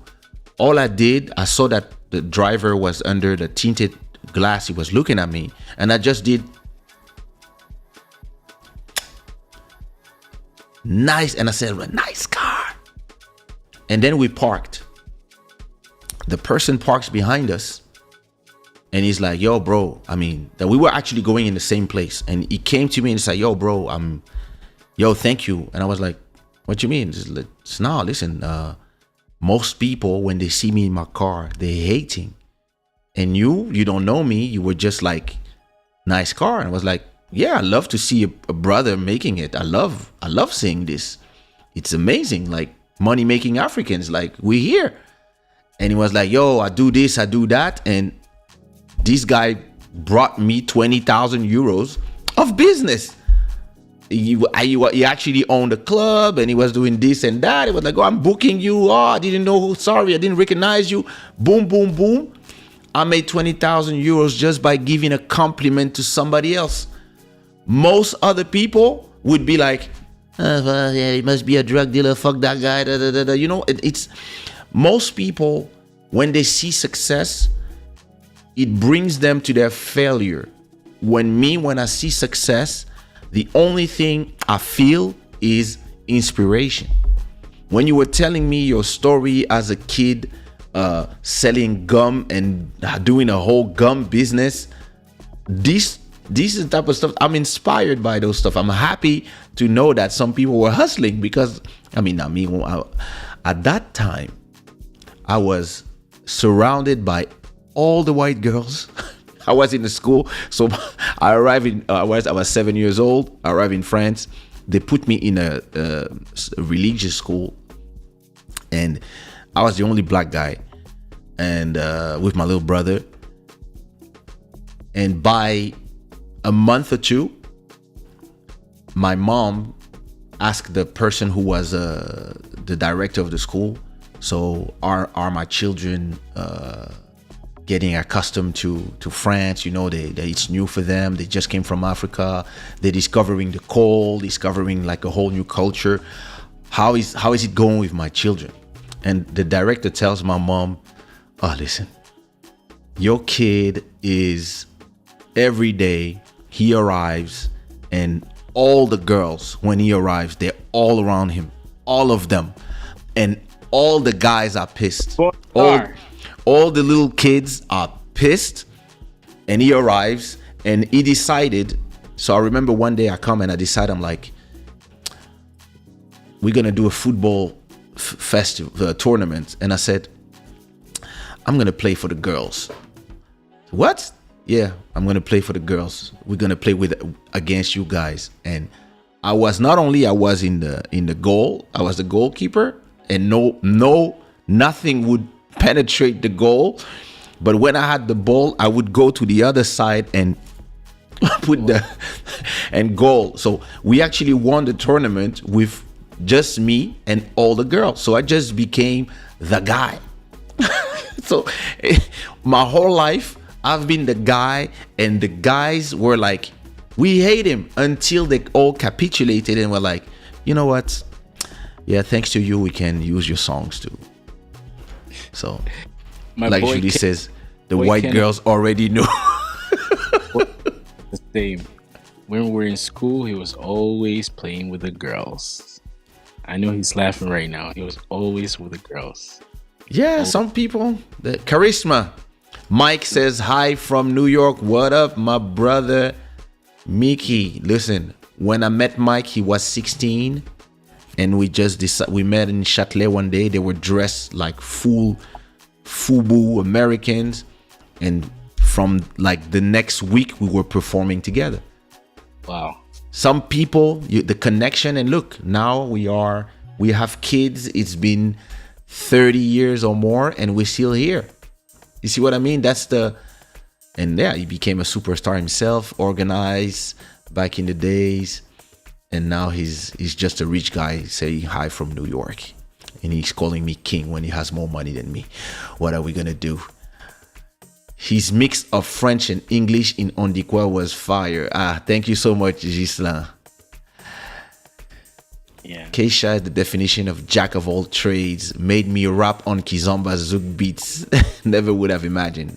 Bro, you've been slacking. You have to come. We're going to do an EP, because these guys in Thailand, I don't know. Like, on another note, Kaysha, that's your artist that I introduced to you.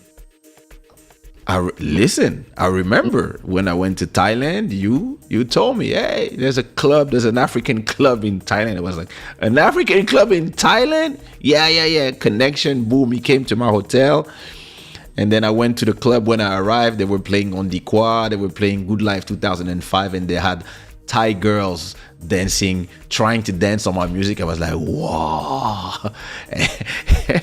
and the owner of that club was a person that we went to his club back in Douala.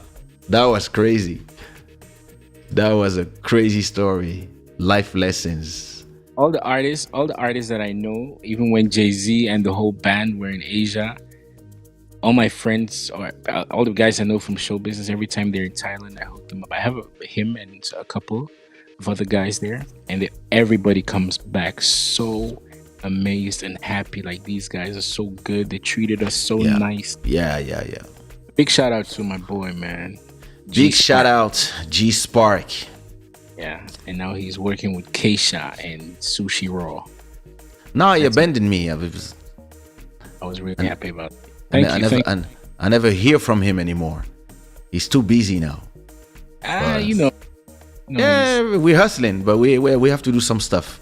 I have some good beats to send you. But he's coming closer to you anyway. So. Yeah. When he comes, we're gonna do some stuff. Yeah. Trisha says Kaysha is the real one. We all know that. Kaysha is the man. I mean, you a real one too, Trisha. You know what up? You know how we do. Listen, Trisha, I'll take you to Thailand. Don't worry. We're gonna meet G Spark. He's the king MC in Thailand. I hope so. We got work to do. All right. Listen, it's been 2 hours. Before we leave, everybody, we know everybody's still here, happy. Put some fire in the chat if you're enjoying this conversation with DJ Bizi Brown. What's your activity today? Like, now you live in this house. You have 2 floors in the building. You have your logos behind you in your den. So now you have kids. You know. So right now I work with record label Power Sonic Music. Okay. And I transition from being the branding and marketing director to being the label director. Wow. Label manager. Yes, and it's a label that was run by an artist. His name is Prince Amaho. Okay. For the past 30 years was also signed to BMG back in the days, and and in the 90s, and also made the song. He made the mix of Bad Boys that went viral worldwide in many charts in a duet, and I'm working with him. He's also doing my management, which is amazing, since 2015. A big shout out to Prince Amao, and thank you to Big Mike. Big Mike connected us.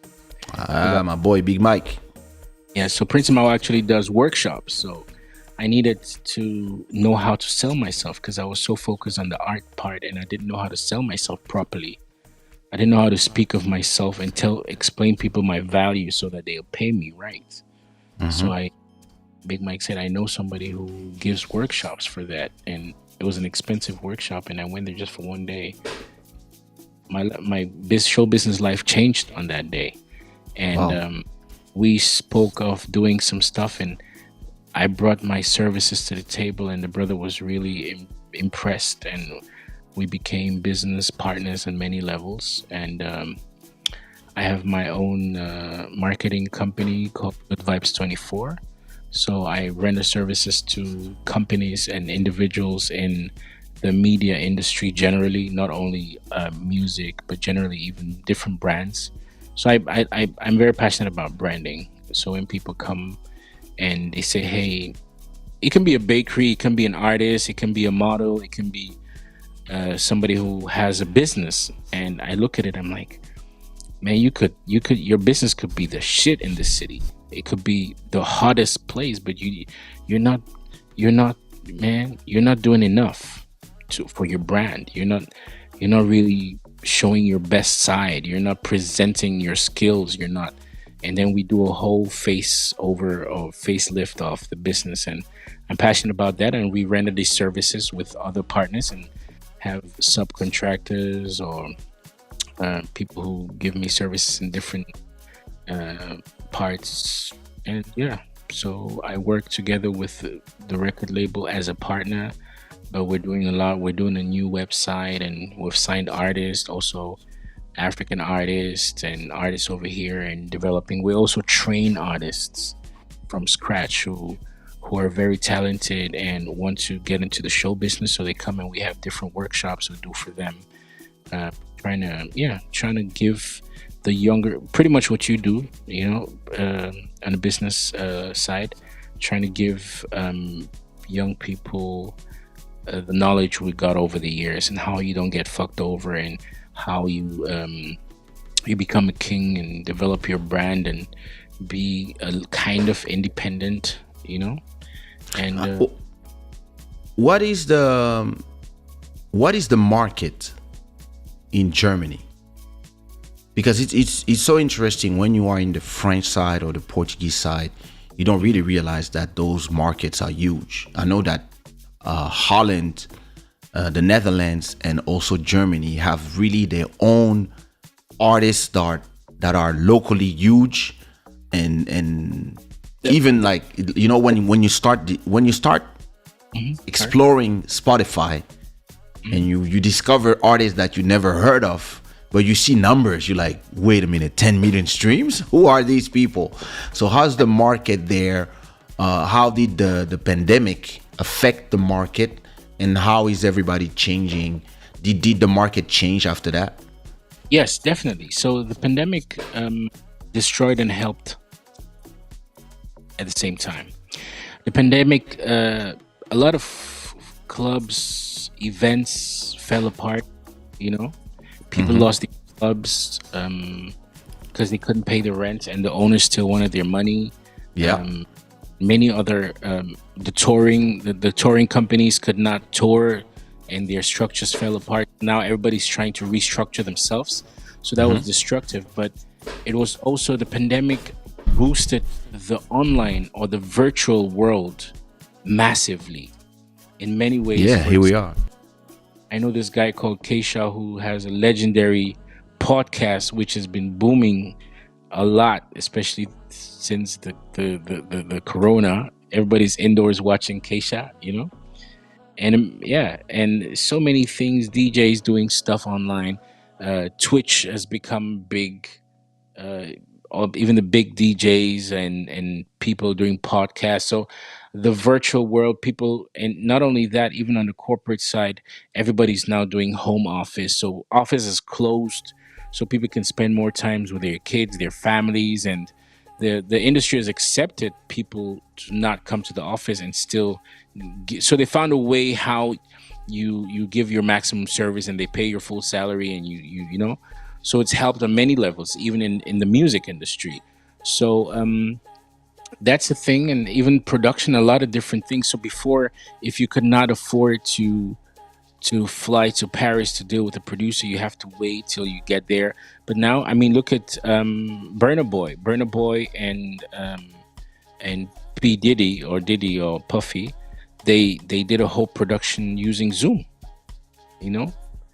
He executive produced Burna Boy's entire album through Zoom. So they had Zoom meetings every day, and we're talking on Zoom and working with the producers, with the mixers, with everything, the creative part, everything through Zoom. So that was also not only Burna Boy, but every other person learned how to develop certain skills on producing, on selling, and on distribution. And people are like, what do I do now that I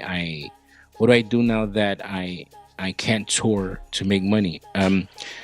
Kenneth that I'm talking about, and my boy Ningo, who's also watching, they got me to get into Scrum. So I got into Scrum, which is it's an IT branch, and I learned I'm going a little bit off topic right now, but I learned Scrum. So I did a certification. I took a whole class for 2 months and did 3-4 certifications as a Scrum Master, as a product owner, to get extra skills so that I could make money if this pandemic is stretching longer and I can't tour.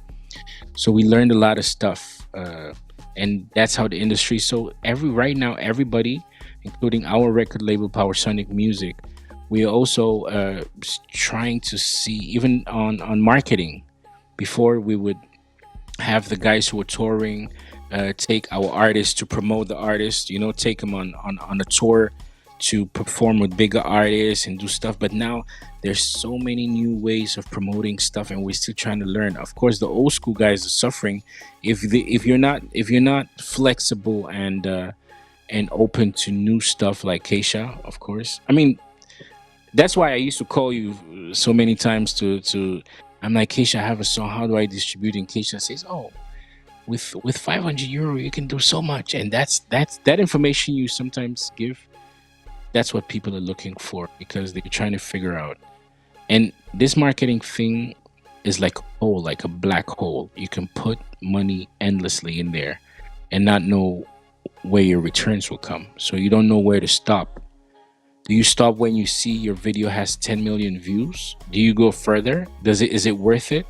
Is 1 million views enough? So that's what the whole industry out here is trying to figure out. Now, there are some rappers that you see with millions of views on Spotify.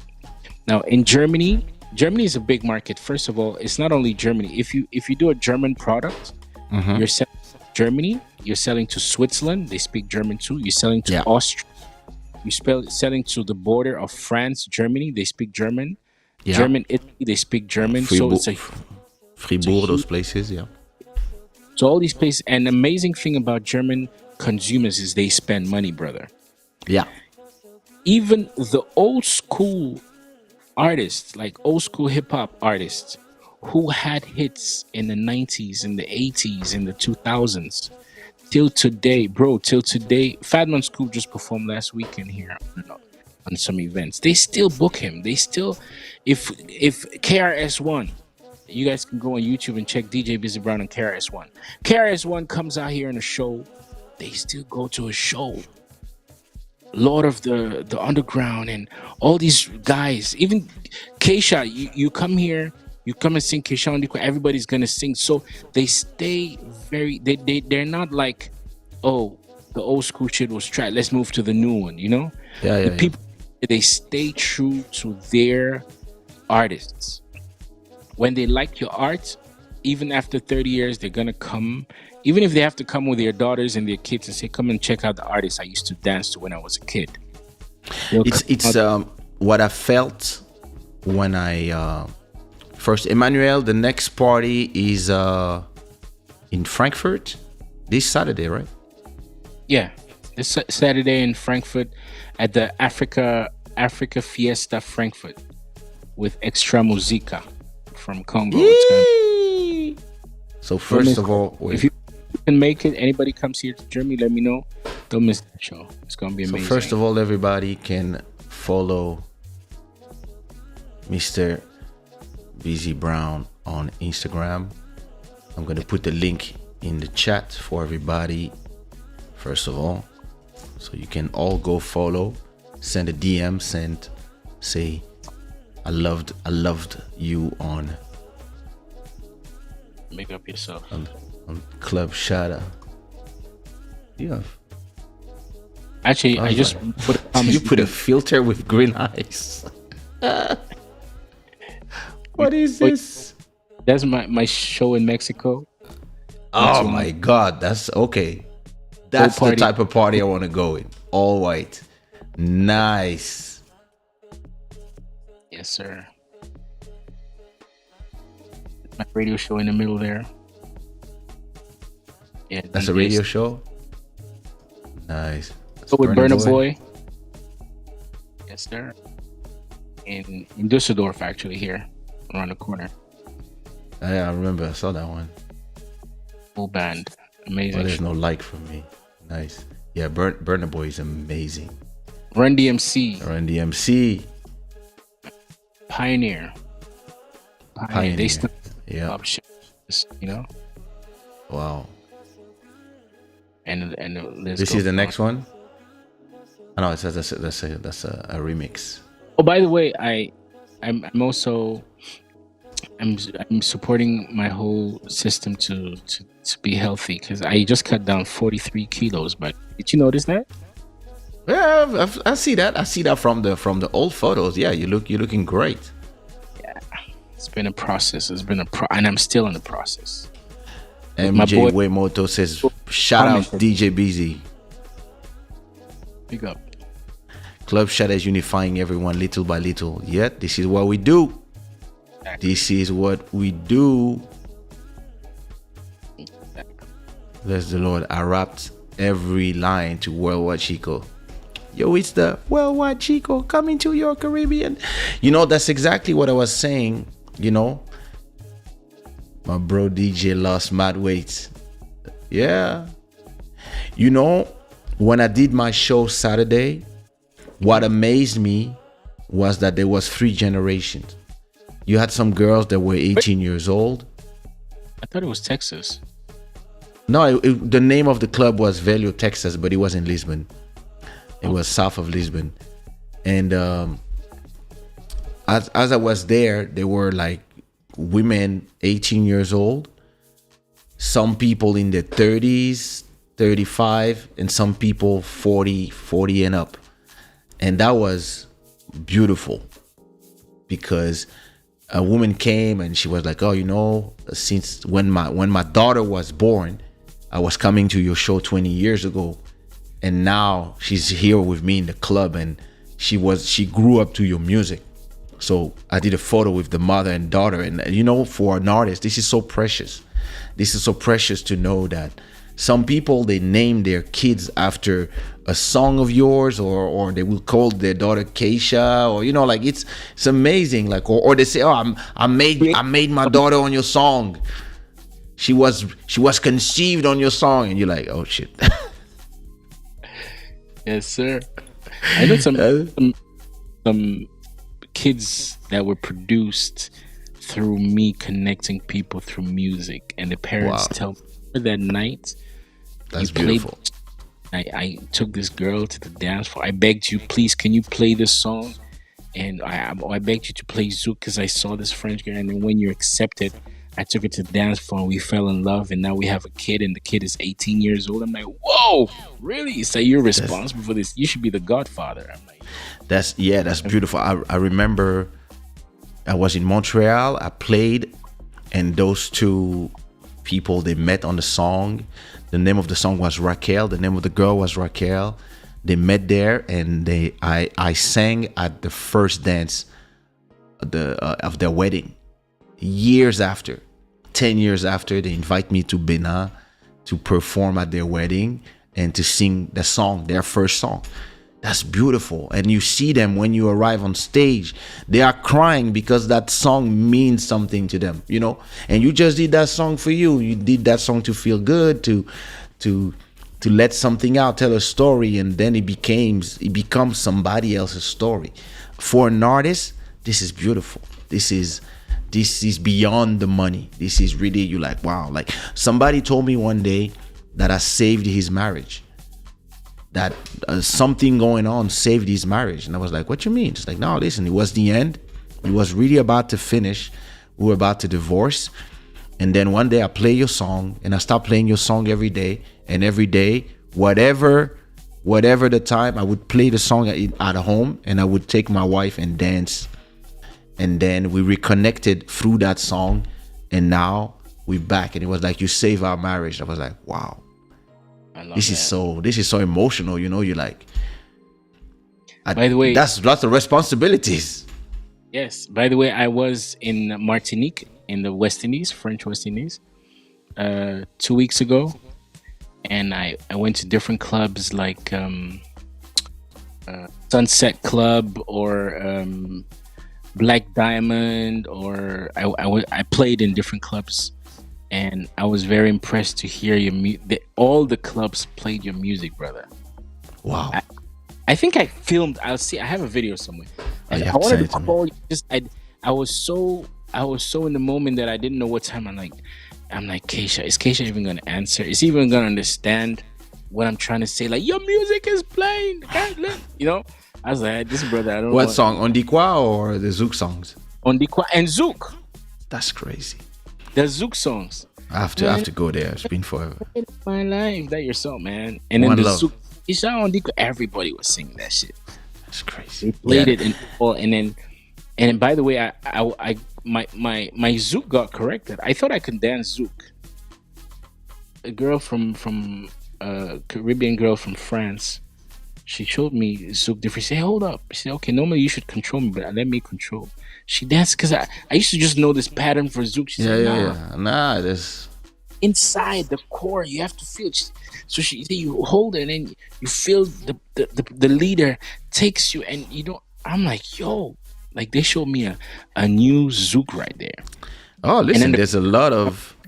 I'm still trying to define compa. I'm still trying to know the big differences between compa and so many people try to explain it to me in the definition. I was like, okay, you guys, and I'm listening to is this compa? Is this Zouk? Like, you know, The big problem with Zouk, compa, and kizomba is that there's the music and there's the dance, and a lot of times people call the dance the same as the music, when sometimes the dance have their own names.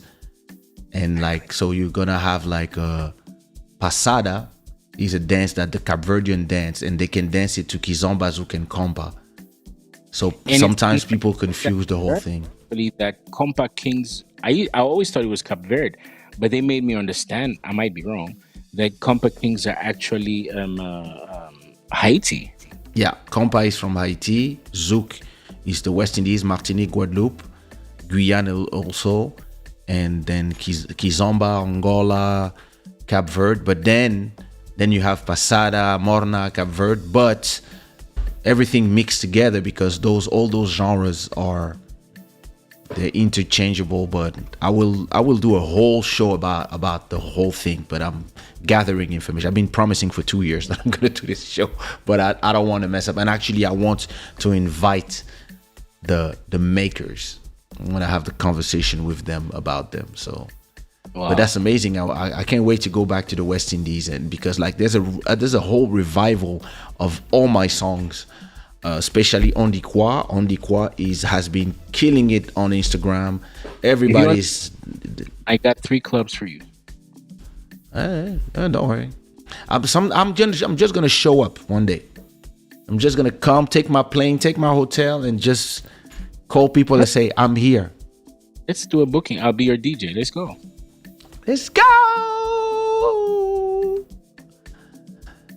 These are jokes that are real. So cool seeing you guys making such solid industry moves. The moves are important, my G. The moves are important. The power moves that we can say. I can totally relate to being the man. Even right now, I'm still surrounded by the ladies. All ages too. Well, listen. My boy from Texas. That's what chocolate does. That's an amazing answer right there. My pleasure. It's my pleasure. Thank you for listening. I was working in an old school club in Portugal before I became a DJ. I was in the same school with MC Sucesso. He's a hell of a promoter. He's like family. Yeah. He's a great promoter. Like, he's number one right now, and it's well deserves. Fax K, there's a Congolese guy here who almost every other week posts our songs, Fake Friends, on IG, and relate to it so well, and you start thinking about all the fake friends around him. He's sending messages. There you go. We have Emmanuel representing Haiti all the way from Montreal. Well, listen, my guy, it's really been a pleasure to have this conversation. Everybody put me some unicorns in the chat for DJ Bizi Brown. You know that Club Shada is your house.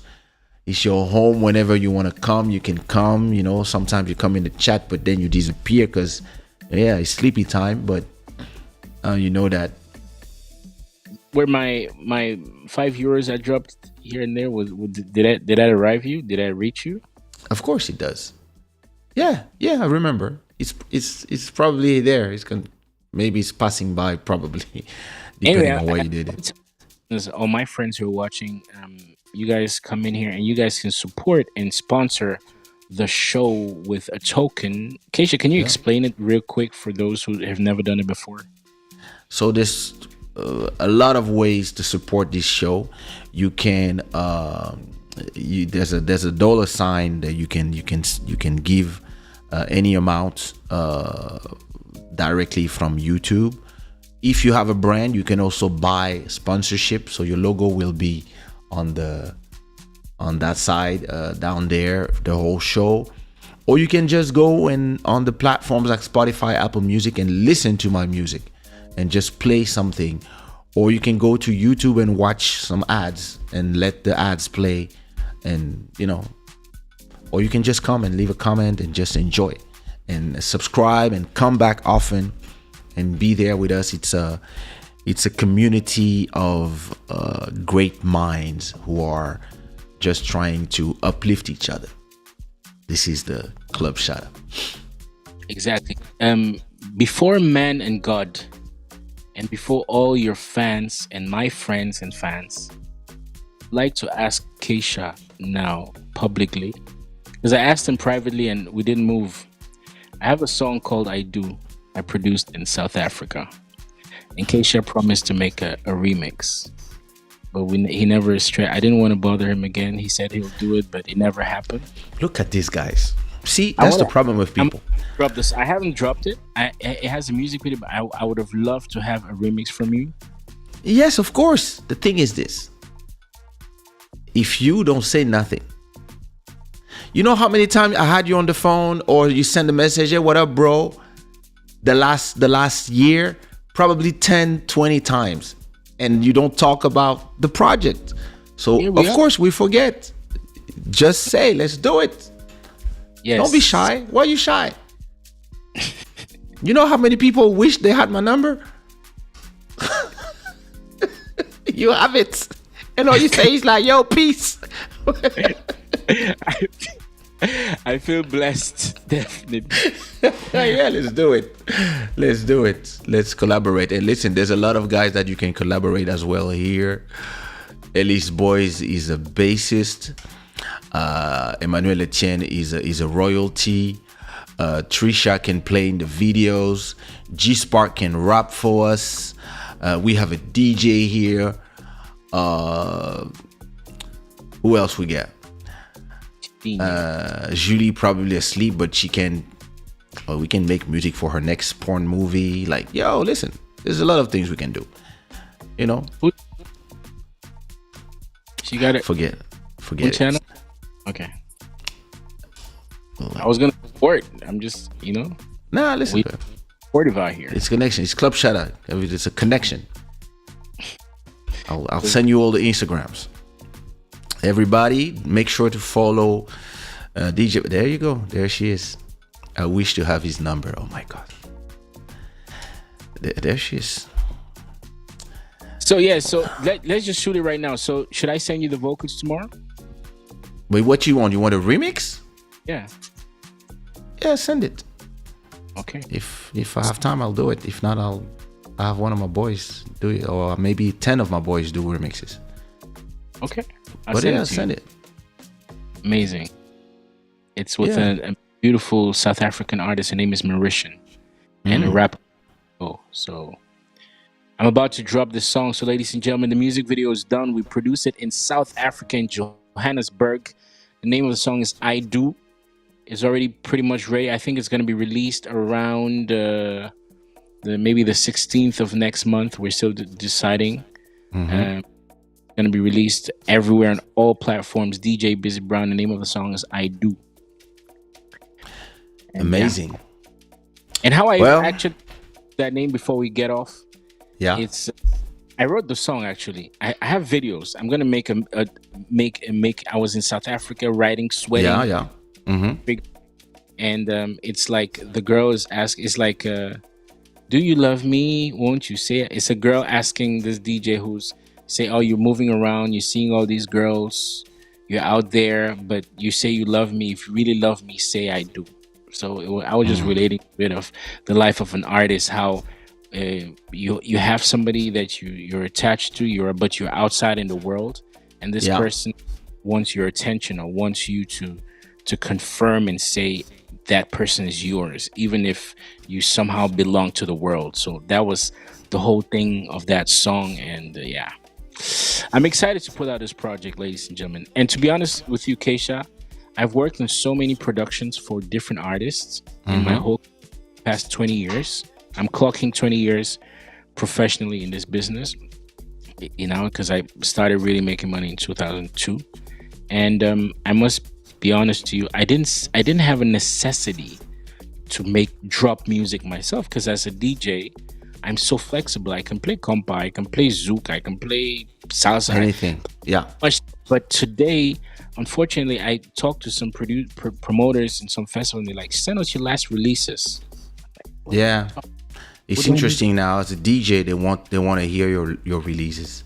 Let me hear your releases. I'm like, damn. That's why I'm like, okay, now I'm gonna put out. I have so many demos I just did, and I would rather sell them to artists. I make stuff, and some artists, I'll see an artist who sounds good. I'm like, hey, I have a song for you, and I'll sell you the song and get the royalties and stuff. But now I'm putting out stuff on my name, and so it's a weird feeling, because you've worked for so many years in so many productions, made a lot of music, toured with a lot of people. And then now I'm having my debut after 20 years. That's lovely. Me, I'm doing the opposite. Me, I'm just writing for other people. And listen, every time they do a show, I hear ching, ching, ching, ching, ching, ching, ching. So, yeah, man. That's beautiful. Again, everybody, go follow Mr. DJ Bizi Brown on all the platforms. Go listen to the music on Spotify, Apple Music, etc. And go follow on Instagram. And it was a pleasure having you, my brother. And I feel really amazing being here, and I feel grateful, Kaysha. You've always been an amazing mentor and a coach, and your generosity is extraordinary, I must say. Very generous with everything you know, and telling me how. I remember back then you used to tell me about investing into. I didn't have the money, but you told me about investing into Uber. Yeah. Back, you told me how you made you made all the music of Trace TV. Yep. And you're cashing they're sending me a check this week. They asked me for more for a festival. Wow. They're actually paying my whole holiday with my whole family. So how do I do for my music video to be played on Trace TV? I'll hook you up. Don't worry. Bam, bam, bam, bam, bam. And some other TV station. I'm sure you have some links. I know the owners. You see? That's why it's important to be friends with Kaysha and always give him his respect.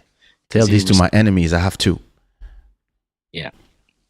And I think we need enemies too. They keep us. I mean, I don't have enemies.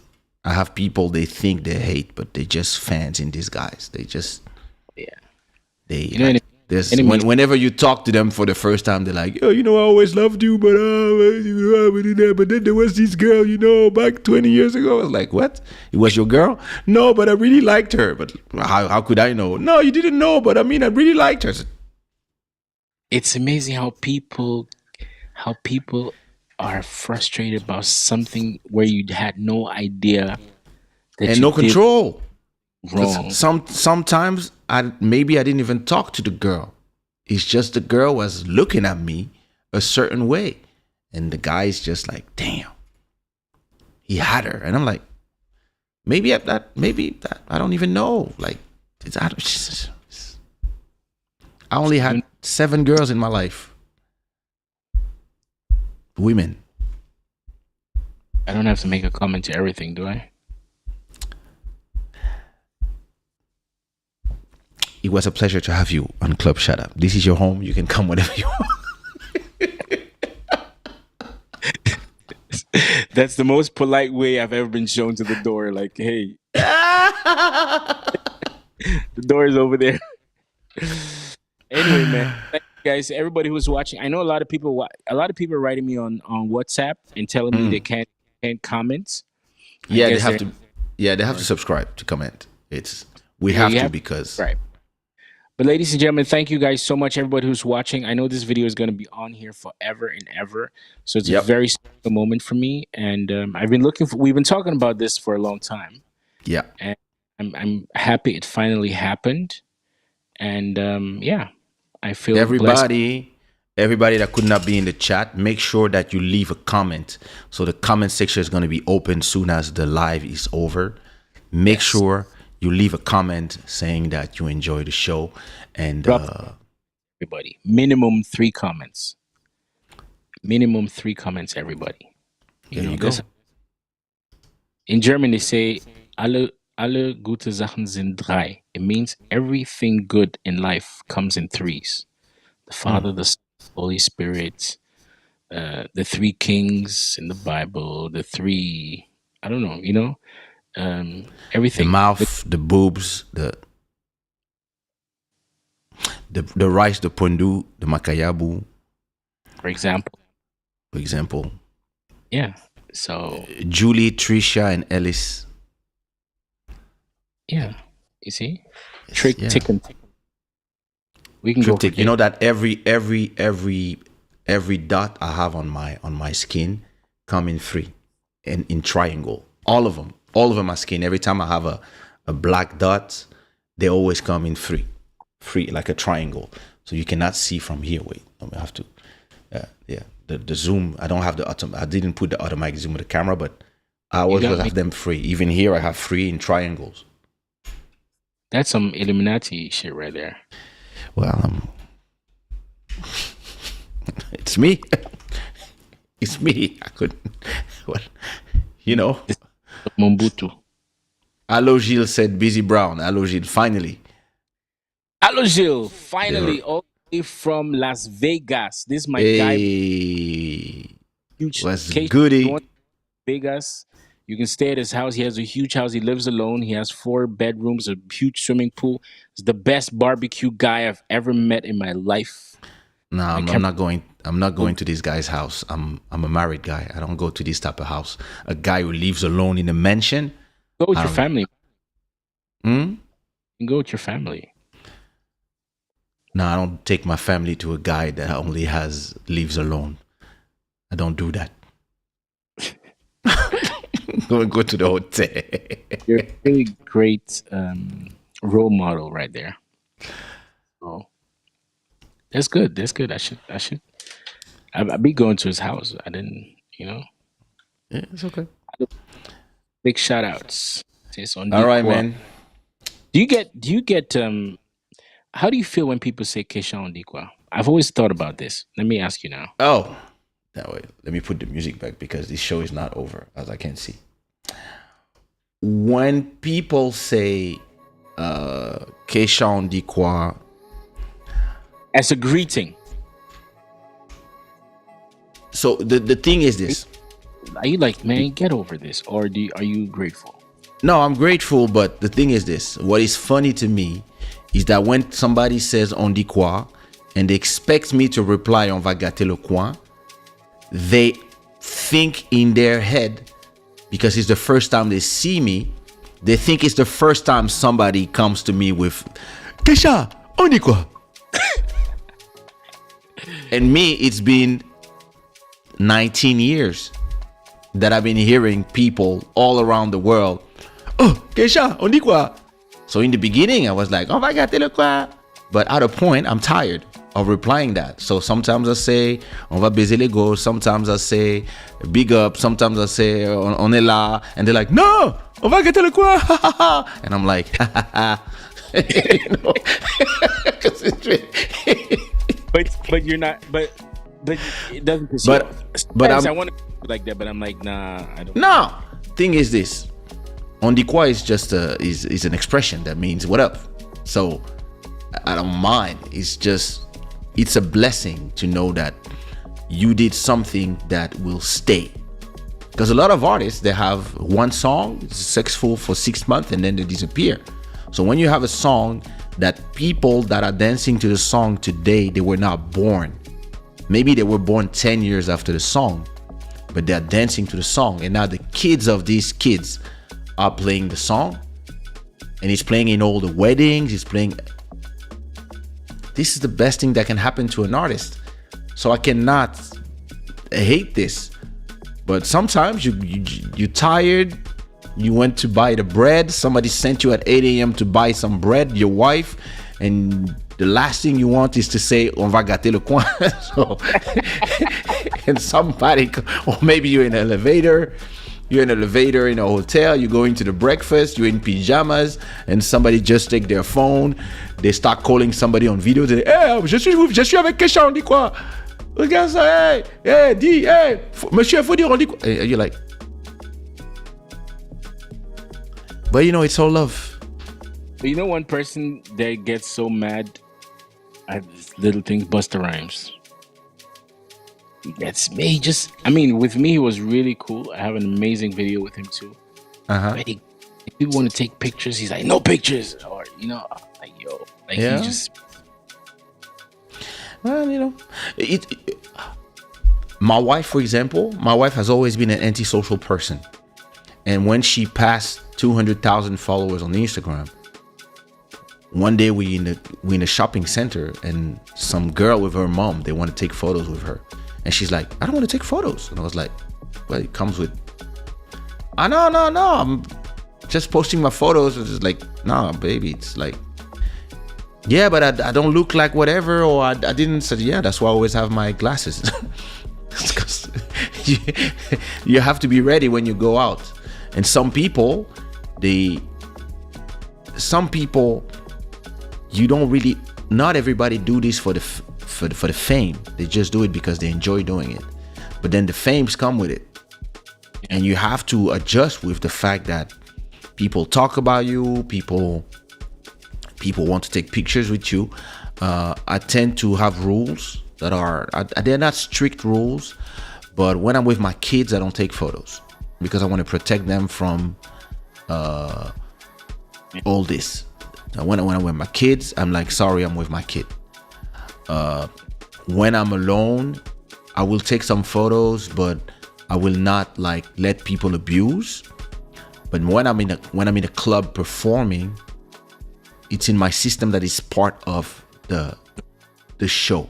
So it's part of the gig that if people want to do 1,000 photos, I will stay until the 1,000th photo, because it's part of the thing. Like when I came, you remember, like after the show, I change, wipe the sweat, and then we take a security to order the flow of people, and then let's go. Photos. I can take photos until the morning if we have to, because this is the moment that I came for, and I came for you guys.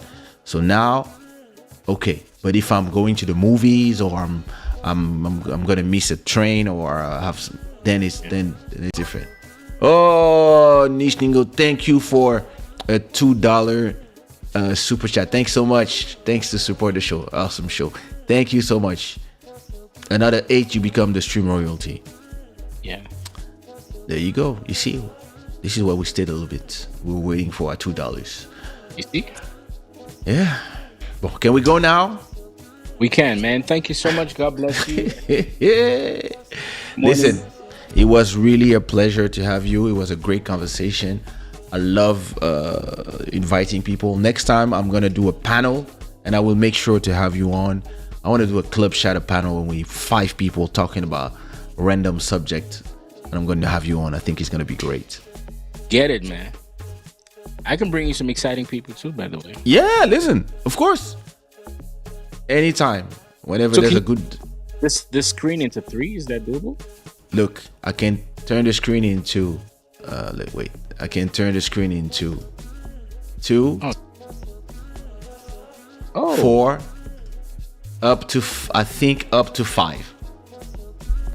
Okay, now you show my whole trash, but here, this is the ghetto blast I told you about. Can you see? Yeah, nice. Yeah. Okay. Oh, nice. Yeah. I see it. Yeah, you see, we can really like. Oh, Yo, that's my people right there. thanks, brother, for another $5 super chat. Thank you so much Very special brother. for your support. We are grateful. Oops, what am I doing now? There we go. Thank you so much for another super chat. You almost remove Emmanuel Etienne from her spot, but not yet. All right, my bro. You see, this is the thing. When I have a guest, I make sure I sleep before and I rest, because it never lasts an hour and a half. When we were there when we were talking about the show, it was like, how long do you think it's gonna be? I was like, bro, rest before the show, because he can go. The maximum with this was 9 hours. That was the max, and that was crazy. To be honest with you, before the show, I couldn't sleep, unfortunately. No, but what I did is I took a shower, then I changed the water from warm to really cold. I stood under freezing water for like 5 minutes. Damn. Then I went and laid down for like 10 minutes. Then I saw your message, sound check. I'm like, damn. I was trying to rest like for 30 minutes, and that's when I wrote you 20 minutes. Then I dressed up and I came downstairs. I'm like, okay. Yeah, listen. When you said 20 minutes, I went to bed. Yeah. Yeah, I went to bed. I just went to bed, and I was just there, and I was like talking to my wife, and I told her, "Wake me up in 20 minutes."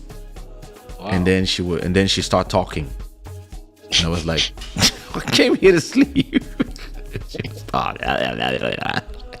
All right, and then I'm looking at the time, and I hear the alarm.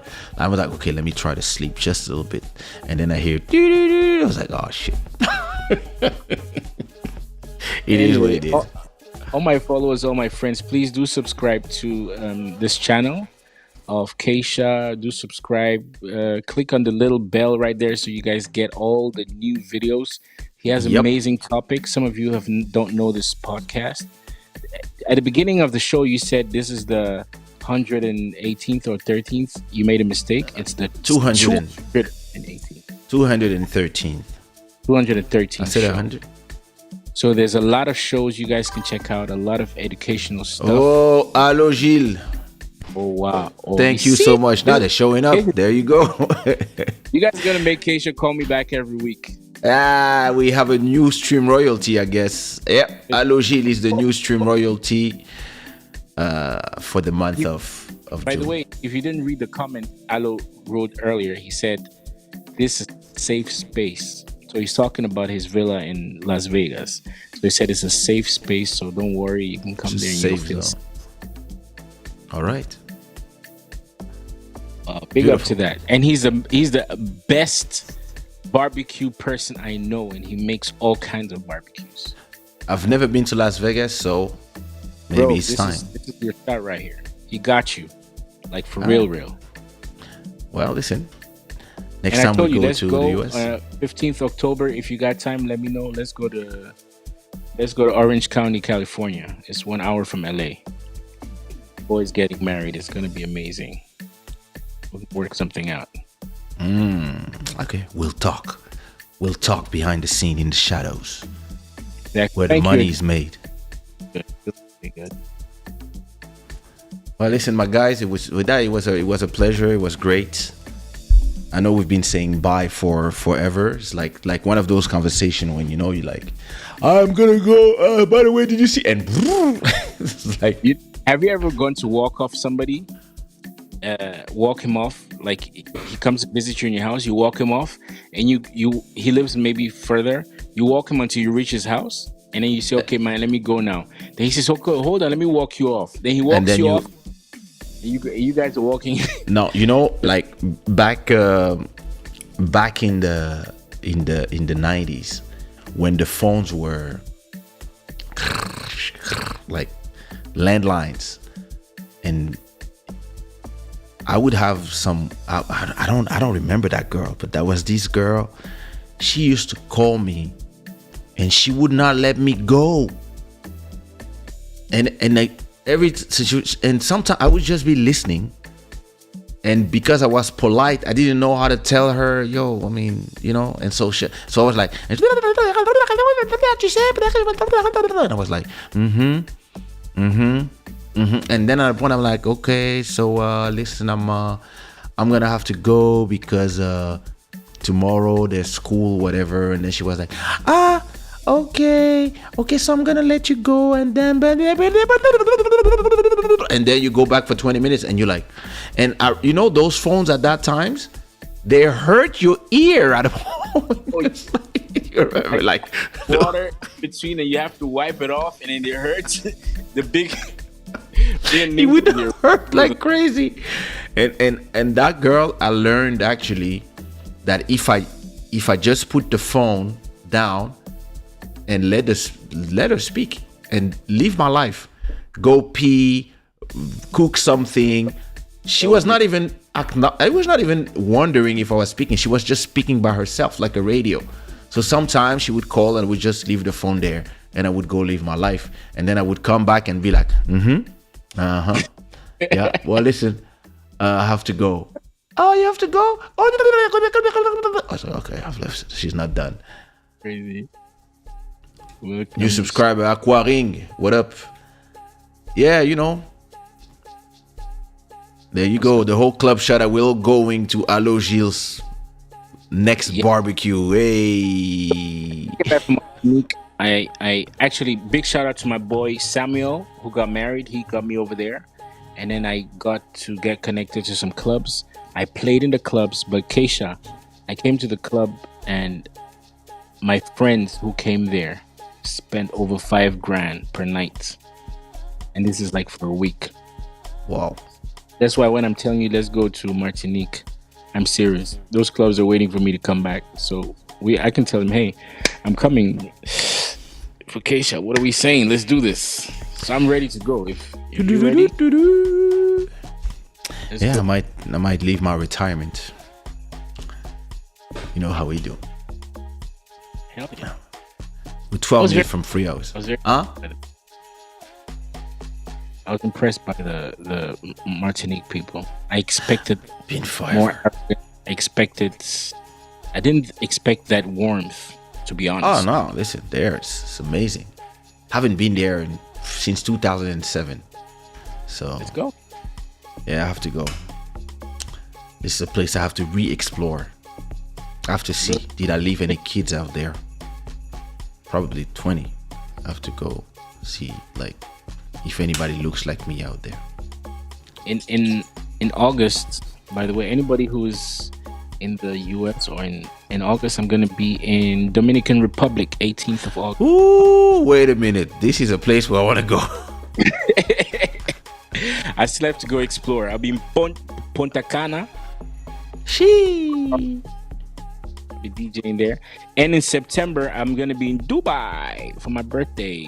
Nice.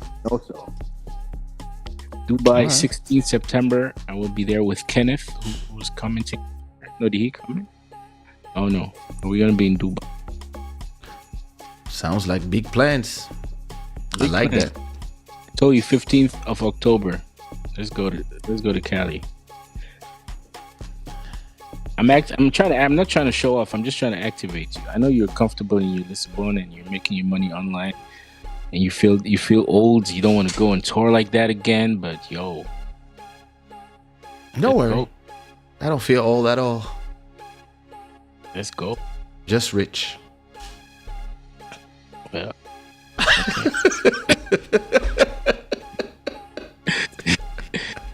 Let's go. Let's go.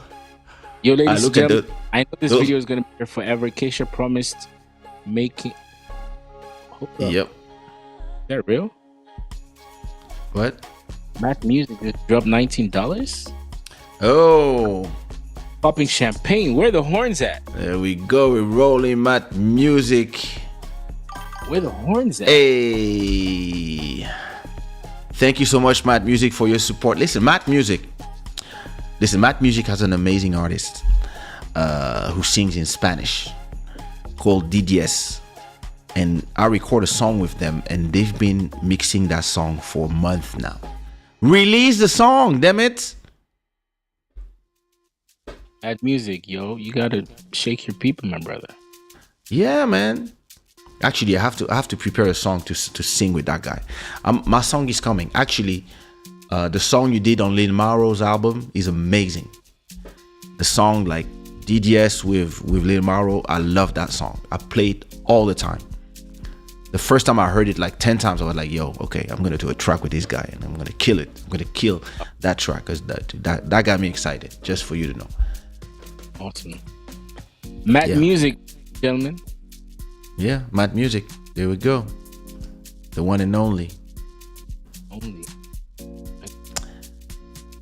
Let me put some music to take you out of here, because if I don't, we're gonna be here until 5 a.m. I can see this. Please, can you give a shout out to Cynthia and Kenneth? They're watching. Kenneth just woke up Cynthia to come and watch this. He says Kaysha, our Kaysha we grew up on, is on call with Bizi. These are my guys who are getting married in Orange County, California. Oh, amazing. Come with Kaysha. So please, a shout out for them. Cynthia and Kenneth. Big up. And congratulations to both of you for your union. That's all I had to say. Much love for you. And we can't wait for all the kids that you guys gonna do, if you don't start it already. If you do them on my music, they will come out lindo. Just for you to know. There you go. That was a powerful. Because you got the right things to say, my G. That's what I do. That's what I do. Oh man, amazing. All right, I'm gonna go check out. He has a lot of new music. Those of you who are still stuck on the old stuff. Oh, listen, there's a lot of it. He has amazing remixes that he did in Kizomba version covers that are also dope. I have one song every Friday. So the new song coming out this Friday is gonna be with Malcolm Beats, and it's called If I Could Walk Away. Amazing song. And then I have another song the next Friday, and another. And very soon Kaysha is gonna have a song with I'm gonna do Julie's movie. I'm gonna do the soundtrack. Julie Buddy. Yeah. Big up. So get ready. Try it again?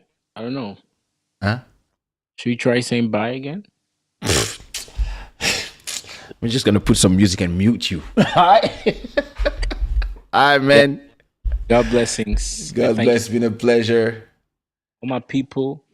Thank you. Hey, Alo and Ningo, thank you guys for supporting the movement. Thank you all for the super chat. Matt Music, Alo Gilles, and Sheningo. Yeah.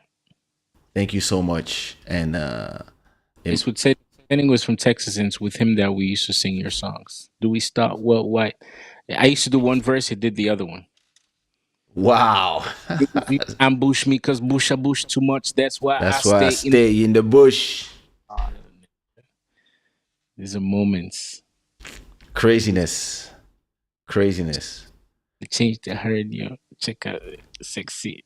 Trisha said it. Trisha knew. Trisha said it's gonna be an epic live, and it was. It was indeed. Hey.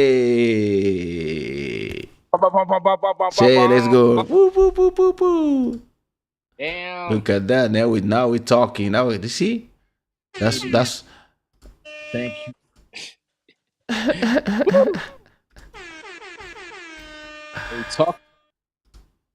Thank you so much for this. Happy Union, Cynthia and Ken. You can even put a comment to your money. That's amazing. Of course you can. That's the thing. That's always ahead of all of us. I need to get in this YouTube game. Damn. yeah, man. You know. Oh, Judy saying, "Big up, DJ Bizi Brown." Big up. We need them horns, definitely. Wow. Yeah, we do. Look at that. Epic like anyone. Who wasn't? Yes. Wow. Ay. All right, let me put some music because now we're never gonna leave here. All right, my bro. Shada, thank you to my guys who came and dropped. We came and showed Club Shada how they drop champagne in the club. Yeah, this is how we do. Yes. Proud of friend. Thank you. Big up. Blessing, Club Shada. Put some fire in the chat. Put some unicorns in the chat, and say, send your blessings to DJ Bizi Brown. Bless.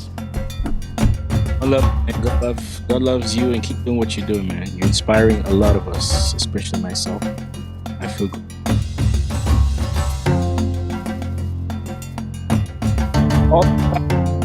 Say hi to your beautiful wife and kids. Same to you. And many babies. Show is brought to you by shadaware.com.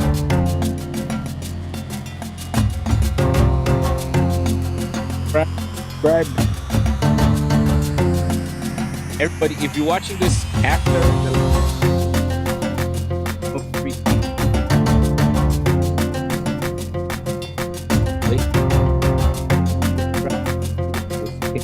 See, I put the music. He's still talking.